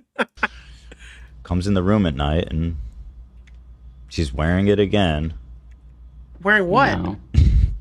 Anyway, what do we shoot? So What the fuck are we talking about? What's going on? got the Joe Rogan. We got. What is she wearing? Is this not what chat? cat podcasting is? Yes. They're talking about a strap-on. Apparently, there's a clip going around of Anissa. I think I use it for an intro on one of the VODs where she's joking about like fucking. Oh, you know what? I'll just find it. I'll find it. It's in one of the VODs. I didn't know which one. Maybe it was in today's VOD. I don't remember. But it's definitely in here on a video I have uploaded where she starts talking about that she knows for a fact that she'll never find a video of Ian riding a dildo on the train tracks like Keemstar because he's not into that, apparently. Hold on, where is the clip? Is it this one? Maybe this one? Looks similar. Looks similar. Oh! Uh-oh. That one didn't render correctly. Thank God I caught that. That's weird. Maybe I don't have it then. It's in today's VOD. We are able to like. No, not that one. Oh, Smaggle, do you have the clip? That would be very good if you had it. Maybe it was in yesterday's VOD. That was Bo Black's. Oh shit, dude. I don't think I have it. Kino Casino covered it last night. I stopped for a lot. Thank you, Grizzly, for the $100 donos. We're gonna unmute donos in a little while. We're almost done with the new section. We're also gonna go back and we're gonna see what Ethan said last night about Creator Clash. TTS is off. You're missing big donos. Yeah, we're gonna put it back on after. I just wanted to make sure this segment was obstructed. All right, let's see what else we got here. These are just some messages. I'll put it back on now because we're reading some Reddit posts here. So I wanted to show my favorite subreddit, Leftovers H3, which is the current Snark subreddit. He's gonna be mad it's not canceled. I have a feeling that Ethan is gonna be very happy with the with what has happened in the last 48 hours, but that's just me. I truly hope the crash out is over by then. I'm a huge Will Neff fan, and I want to see him fight because I know it would be awesome. I really don't want them to cancel because people are being fucking freaks. Dude, who the fuck would actually spend money to go to this event? Like, unironically. Like, legitimately. Is there anybody here who's like, you know, if they offer the tickets for $5, I might go? Maybe. Might I suggest inviting less fascists? Dude, oh my god. Yeah, that's the problem. It's all the fascists that are on the card. What are you talking about? The one Jew? The one Jew that you guys chased off the card? Is that the fascist? Holy shit, dude. They are the most punchable. So is Lena a fascist? LA Beast is a fascist. Harley's a fascist. Okay, that's good. Good move to state they're prioritizing safety and comfort of the fighters. The truth of the matter is that Ethan Klein and his slop-tuber co-conspirators are deliberately targeting a charity event. Guys, is the charity event in the room with us right now? Can anybody tell me what the charity event was? No way! Ooh, KFC in Yemen. Thank you. There's a KFC in Is that the charity, the KFC in Yemen? Mobilize. I think they're for profit too. We fly. All hail Queen Nicholas DeOrio. Thank you. I just saw Keffel's tweet on Nicholas DeOrio. Oh god, fuck the haters. I'll be watching in October. Yeah, because you're like ideologically locked into bad charity matches. Hope they come back with a couple bigger names than Lena, Harvey, et al. Dude, that's so funny. It's standing up to cancer, not standing up for cancer. Dude, Harvey gets like 5K views on a good day. Like, do they think the other people who are affiliated with this event are... Like, by the way, these were our narrative talking points that we were using earlier. And now that they don't like them, they've chosen to stop defending. That's so funny, bro. I think you are the charity, Nick. So here is me, donating. Thank you. I'm the most important charity. You could go to my watch fund or my pinball machine fund. I hope they get new pro-Palestinian influencers to replace the ones who dipped. They still... Dude... They still want this to be the Desert War fucking... This is so... Why don't they just switch the charity? Fuck it. You guys didn't raise any money yet. Hassan raised all the money. Why don't you just make it a Palestinian fucking aid and bank off of the leftist creators who can't even afford to make enough money on their own living? Why don't you just do that? Make Frogan fight. Make Frogan fight. Make Frogan fight. Dude, holy fuck, dude. Ethan is a sick man. Imagine causing so much controversy about a charity event because your old friend tried to hold you accountable. The GOAT. Thank you for the $5. Honestly, doing it in LA might be very good, no? Lots of influencers already live there. Everyone blaming Ian and Anissa on the Instagram post. Everyone. It's AstroTurf to fuck. Like, these are not human beings. The GOAT. I'm sorry, these are legitimate. This is like a fucking reptile that I'm reading right now. How could you be so wrong? It's so funny to read these people's fucking comments. Holy shit, dude. The H3 foos were all over the Creator Clash 3 and iDubbbz sub, spreading hysteria. Non-stop conspiracy posting to attach to Ian and Anissa, most annoying ass people with little to no patience. Holy fuck, dude. Great news for Ethan. It's in LA. Everyone will be right down the street from his podcast in October. Bad Empanada is going to walk off the red carpet and just knock on his door. That's probably what's going to happen. Holy fuck, dude. I recommend watching Nicholas DeOrio's latest I'm still video. covering this. Fuck that. While Creator Clash is traditionally promoted as a for-profit event, further 34% profit share originally allocated to Ian and Anissa are being redistributed amongst the fighters following their departure. Actually fucking psychotic and diabolic behavior that they were constantly using the charity as a shield from criticism while they were set to take this much as profit. Like, if the event actually went along and had the best outcomes they were envisioning, they could have easily walked away with like $500,000. Using a charity event to keep money flowing after your channel slowly declines is a genuinely revolting thing to do. That 34% could have gone to people in far worse positions than Ian and Anissa, but didn't. Not a fan of them giving it to fighters, though. All 34% should go to charity. I agree. Full stop. New goal. Thank you guys for hitting the goal. You guys have earned another goal. Can we bring up the Anissa tweet saying how she and Ian protected themselves from any financial backlash? Tweet, Fucking scum. Nicholas DeOrio. Wow. Keffels appreciated the shout out. I can understand an event organizer and promoter needing to be paid, even the charity event, but 34% is an insane cut to take, especially when they did little to no actual promotion. You'd think they'd opt for a flat hourly rate if they really wanted to get money to charity. Redundant upper management bleeds off half the kick.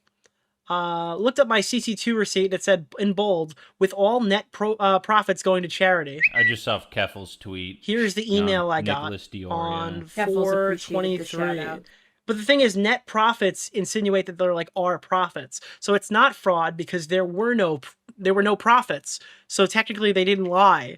They just expected there to be money left over. Continue not supporting us. Yeah, this is Creator Clash 2 is back and will again bring together well-known digital creators and entertainers across gaming, animation, tech, and dancing, and finance, cuisine, comedy, blah, blah, blah, with all net profits going to charity.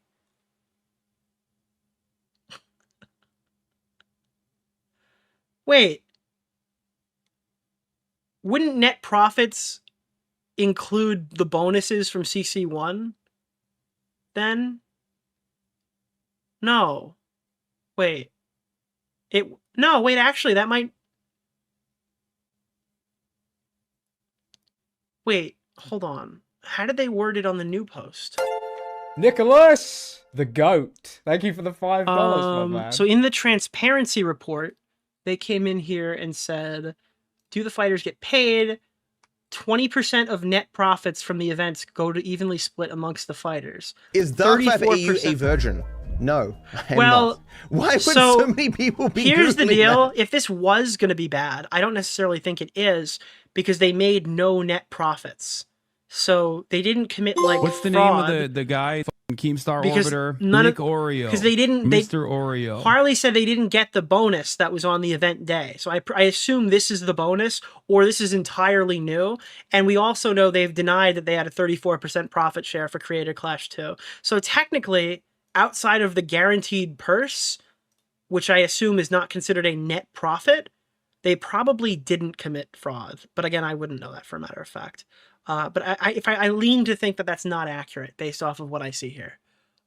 Maybe if they made more money, they might have. Who knows? We'll never know. It's just scummy wording. Yeah, I think so. But seeing net profits there and then, that's confusing. Let me see. There goes my heroes. Ian's strongest soldier has run out of chips. What a Weasley little scumfuck. Thinking back to Creator Clash 1, my girlfriend paid for the pay-per-view to watch the event. The next week, without warning, iDubbbz uploaded the entire fight to YouTube for free. If we knew it would be free to watch after, we would not have paid to see it live, but since the money was going to charity, we didn't care. This is beyond shitty. And that's how they caught you. Almost everybody thought, the fucking money that you're spending on tickets is majority going to charity. But wait. Hold on. So does net profits not count the gala money? Is the gala considered a business expense prior? They needed to have the gala? They needed to have the comedian? They needed to have the singer? Because that money got spent. Right? So the comedian was considered a business expense? So as it's not part of... Okay. All right. Yeah. Okay. Yeah. All right. That's awesome. That's cool. I'm learning new things right now on stream. I'm getting more confused. I'm having multiple Denims moments. All right. So let's move on to the last one here. This is LSF. Wait, so net profit is basically the sum of donations minus the salaries of whatever company is running this. Also, I assume the event and the people who work there and the venue. The amount going to streamers, do I have it right or am I misunderstanding? Pretty sure every time a streamer is making a charity event, it usually ends up being discovered that a decent sum of the funds are not going to charity. Same thing happens when famous actors get paid to promote What's the charity. name of the guy, Keemstar Orbiter? Nick DeOrio. It surprises me that people fall for the same trick every time. You want to donate to a charity, do it via direct link. And that's the funny part. If you pick the wrong charity, your money still isn't going to charity. Keffel's tweet. That's like another thing. On Nicholas DeOrio. Froggy Fresh in chat? Did I miss that? Froggy Fresh, dude. Tell iDubbbz to clarify if he profit shared the 34% on CC1. That's the one that made millions. Froggy, I don't think that. I think that they started doing that this year because they said they did something to protect themselves. And I'm almost positive that's probably what it was. I don't think they ever collected that money because they left before they would have had the chance. And they definitely explicitly said on the H3 podcast that they didn't take a cut. So if they did, they were lying. But I'm almost positive they have addressed that publicly. Thank you, Froggy. We've seen the lipstick makeup stream. That he should have no problem clarifying. Yeah, he absolutely should. Well, I think he actually has. No, I'm sorry. I think he actually has. I could pull that up for you right now. I think it's on the subreddit, right? We looked at this earlier. I just forgot about it because it wasn't on my docket. iDubbbz Reddit. Let me just run this back one more time. I actually think he has denied it. To my fans and viewers. So right here, he said, it remains true that I earned a fighting purse for CC1. So he earned the fight purse for it. So that was, so he earned like the 15K for the purse along with the bonus, I imagine, right? Because Harley said that every fighter got the bonus, so he probably took home somewhere between $35,000 and $45,000 from CC1. We did not profit from CC2. After CC2 failed to raise money for charity, we knew it was time for a different business model. We structured it so the funds for our charity partner would be raised on Tiltify away from the actual event, making this not a charity event. And then we decided that year we would take profit. So yeah, he's saying that they were only taking profit on the third Creator Clash event, and it never actually happened because they didn't get that far. So that is the... So where does he say he didn't profit share from CC1? Well, he's saying that didn't exist. Like that 34% only came into play for the third event. So I think he's saying pretty explicitly that he didn't. So he's denied it. So if he lied, that's a different story. But I think he has denied it. Yeah. Froggy donated twice. What was the other one? Let me scroll up. I might have missed it. Let me check. Viewer activity. Froggy Fresh. Oh, perfect timing for them to give up their 34% on the one that they knew for sure wasn't going to profit. Yeah, literally. Yeah, they jump ship, and this just happens to be the one that's already on fire. That's a good point. And that's the Hey Baby Girl post that we read before. Bro, if I was getting over a third of the money from the event, I'd be promoting the hell out of it. Why the fuck did Mr. and Mrs. Joma torpedo their cash cow like this? One, they didn't expect backlash because they're delusional. You have to really consider they are, like, delusional. Oh, fuck, dude. Oh, no, you didn't do this, bro. I'm gonna be honest with you. Ian's not into any of that shit. I've tried. Huh? No, she says she's tried to peg him. Oh, God, dude. Why do I know so much about these people? Just stop talking about this, dude. I know so much about iDubbbz. I'm gonna be honest with you. Ian's not into any of that shit. I've tried. Huh? No, she says she's tried to peg him. Why do I know about their sex life, dude? That she's tried. Does anyone have shame anymore? Tried to peg him. And so far, she's been unsuccessful. Okay. Well, I'm not shaming your kink. I am shaming you talking about your kinks. We should be kink shaming people who fucking share their kinks online, bro. It's weird. Now, again, nothing wrong with that. No. Get weird and wild with your significant other. Right. However, once again, Can I say something the context of the whole fucking story. Well, it's not as bad because she said it didn't happen. Well, she tried, though, but she's trying. All right. I'll do it.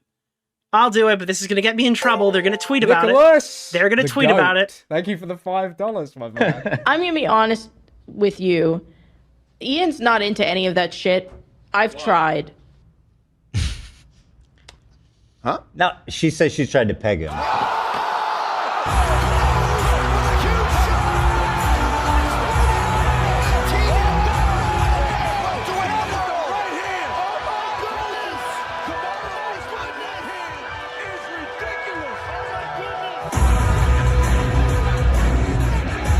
Jesus Christ, dude. There we go. We're back. We're back. Asked once and he But was doesn't like, it seem nah. like a power thing? He's like, I am not interested. She's like, let me fuck you in the ass. Yo, dude, no! Dude, he's going demon mode. Holy shit. Doesn't it seem like a power thing? He's like, I am not interested. She's like, let me fuck you in the ass. I don't know if that's how it went. I don't know if that's how it went. Yeah, I'm not. I can't. Well, it sounds like something she wanted to do and he didn't. That's what I'm saying. It sounds like she was trying to do a power thing. Yes, AB? I was going to say, one time, she's getting mad that I said this, but Lena. Oh, God. What? I put the Kai. Wait, you can just hear Lena in the background go, what? Is that Lena or is that Olivia? I'd give a big shout out to Nicholas DeOrio. I put the Kai, but I'm doing you a favor, AB. God. Yeah. Dude, button out, bro. Button out. Holy fuck, dude. Holy shit. And then Ethan put this up. My. Look at the scumbag scuttle. It's always been a ruse to make money. They lied to us. They lied to you. This event was always meant to line their pockets. They're really trying to line their pockets with charity money from kids with cancer. You can't make this up, folks. And is this not justified? Is this not justified? I think it is. I think it is, chat. I think it's fair. Is it mean? Yeah. Mean but fair, in my opinion. That's how I would describe it. That's how I have described it. For months. I wish I could get paid making others fight for my amusement. Yeah, literally, dude. Ian Jomha. John Mama. I just saw Keffel's tweet on Nicholas DeOrio. Keffel's appreciated the shout out. Career speed run. He's a pegged cuck, and yet they go out of their way to try to call Ethan a check note real quick. An incel. Wow. I know. Come to the event. Needs to crash faster. The slow burn isn't as entertaining. Oh, come on, the event needs to. Yeah. On Nicholas DeOrio. For people saying all charities operate like this, no, they don't. Most charities have a running cost, but there are many websites that'll tell you roughly what the breakdown of that percentage is. The fact that this is getting 34%, no matter how much money it was to make labels as it was a for-profit event, especially since this is a single event, not a charity org, then all the running costs are fixed, and anything that would be raised after covering the costs, maybe a small percentage, would go to the goal. What two of them set up was a situation where the proceeds would first cover the costs and then be split between them and the charity. That would most likely be done to a different org, which also had a breakdown. Bottom line is, if you're lucky, maybe 30% went to charity, which is a terrible rate. I can't wait for Anissa's husband to make a content comp on iDubbbz. LMAO, 5 days ago, the snarkers baselessly accused H3 of charity fraud. That's funny. Awful people. This is great. Ian and Anissa are the charity. How much did they take from the other creator clashes? Is that why they were negative? And didn't act? Yeah, I don't think that's actually accurate, but I mean, that's what people are going to ask now. Yeah. My donation is to URR instead of Creator Clash 3. Oh, man. Froggy, keep holding their feet to the fire. Good coverage. I'm heading out. Peace, brother. Thanks for coming, Froggy. I plan to do that because it's very, very funny to me. Oh God, I've been arguing about Creator Clash for 3 years. Can you believe it, chat? Look what's happened. I can't get over the main event, dude. Does this mean? Wait a minute. If they start selling tickets before they put the main event up, and they add a fighter, does that mean that that you can legally get refunded because the main event has changed? Or does that mean that Tubbo and Sapnap is now the main event? Who is Bunty King? Nicholas DeOrio? Could you imagine they add a fighter and they're like, this has triggered the Tampa Bay resale fucking, the Tampa Bay refund policy. California law might be different. Absolutely, yeah, 100%. I just think that would be funny. It's like, all right, guys, we're announcing the main event. Not so fast. TBD has to fight TBD, dude. Otherwise, it's not fair game. Odd Ones Out is fighting Will Neff. Odds One Out. I mean, I gotta be honest with you. I don't think this guy spent 15 grand to train last time. Go watch his fight and tell me if I'm wrong. Jayla Ray. Yeah, I can't wait to watch that fight, dude. Can't wait to watch Jayla Ray. Dude, another fucking. Like, this is so bad, bro. This is so bad. This guy, they have his fucking his channel associated next to his name. Dude, Dad versus Jago. This is probably the only fight that I care about. But why is Dad on the bottom of the card? He was a main event 2 years ago or 3 years ago. I just saw Keffel's tweet on. All right, guys. Yeah.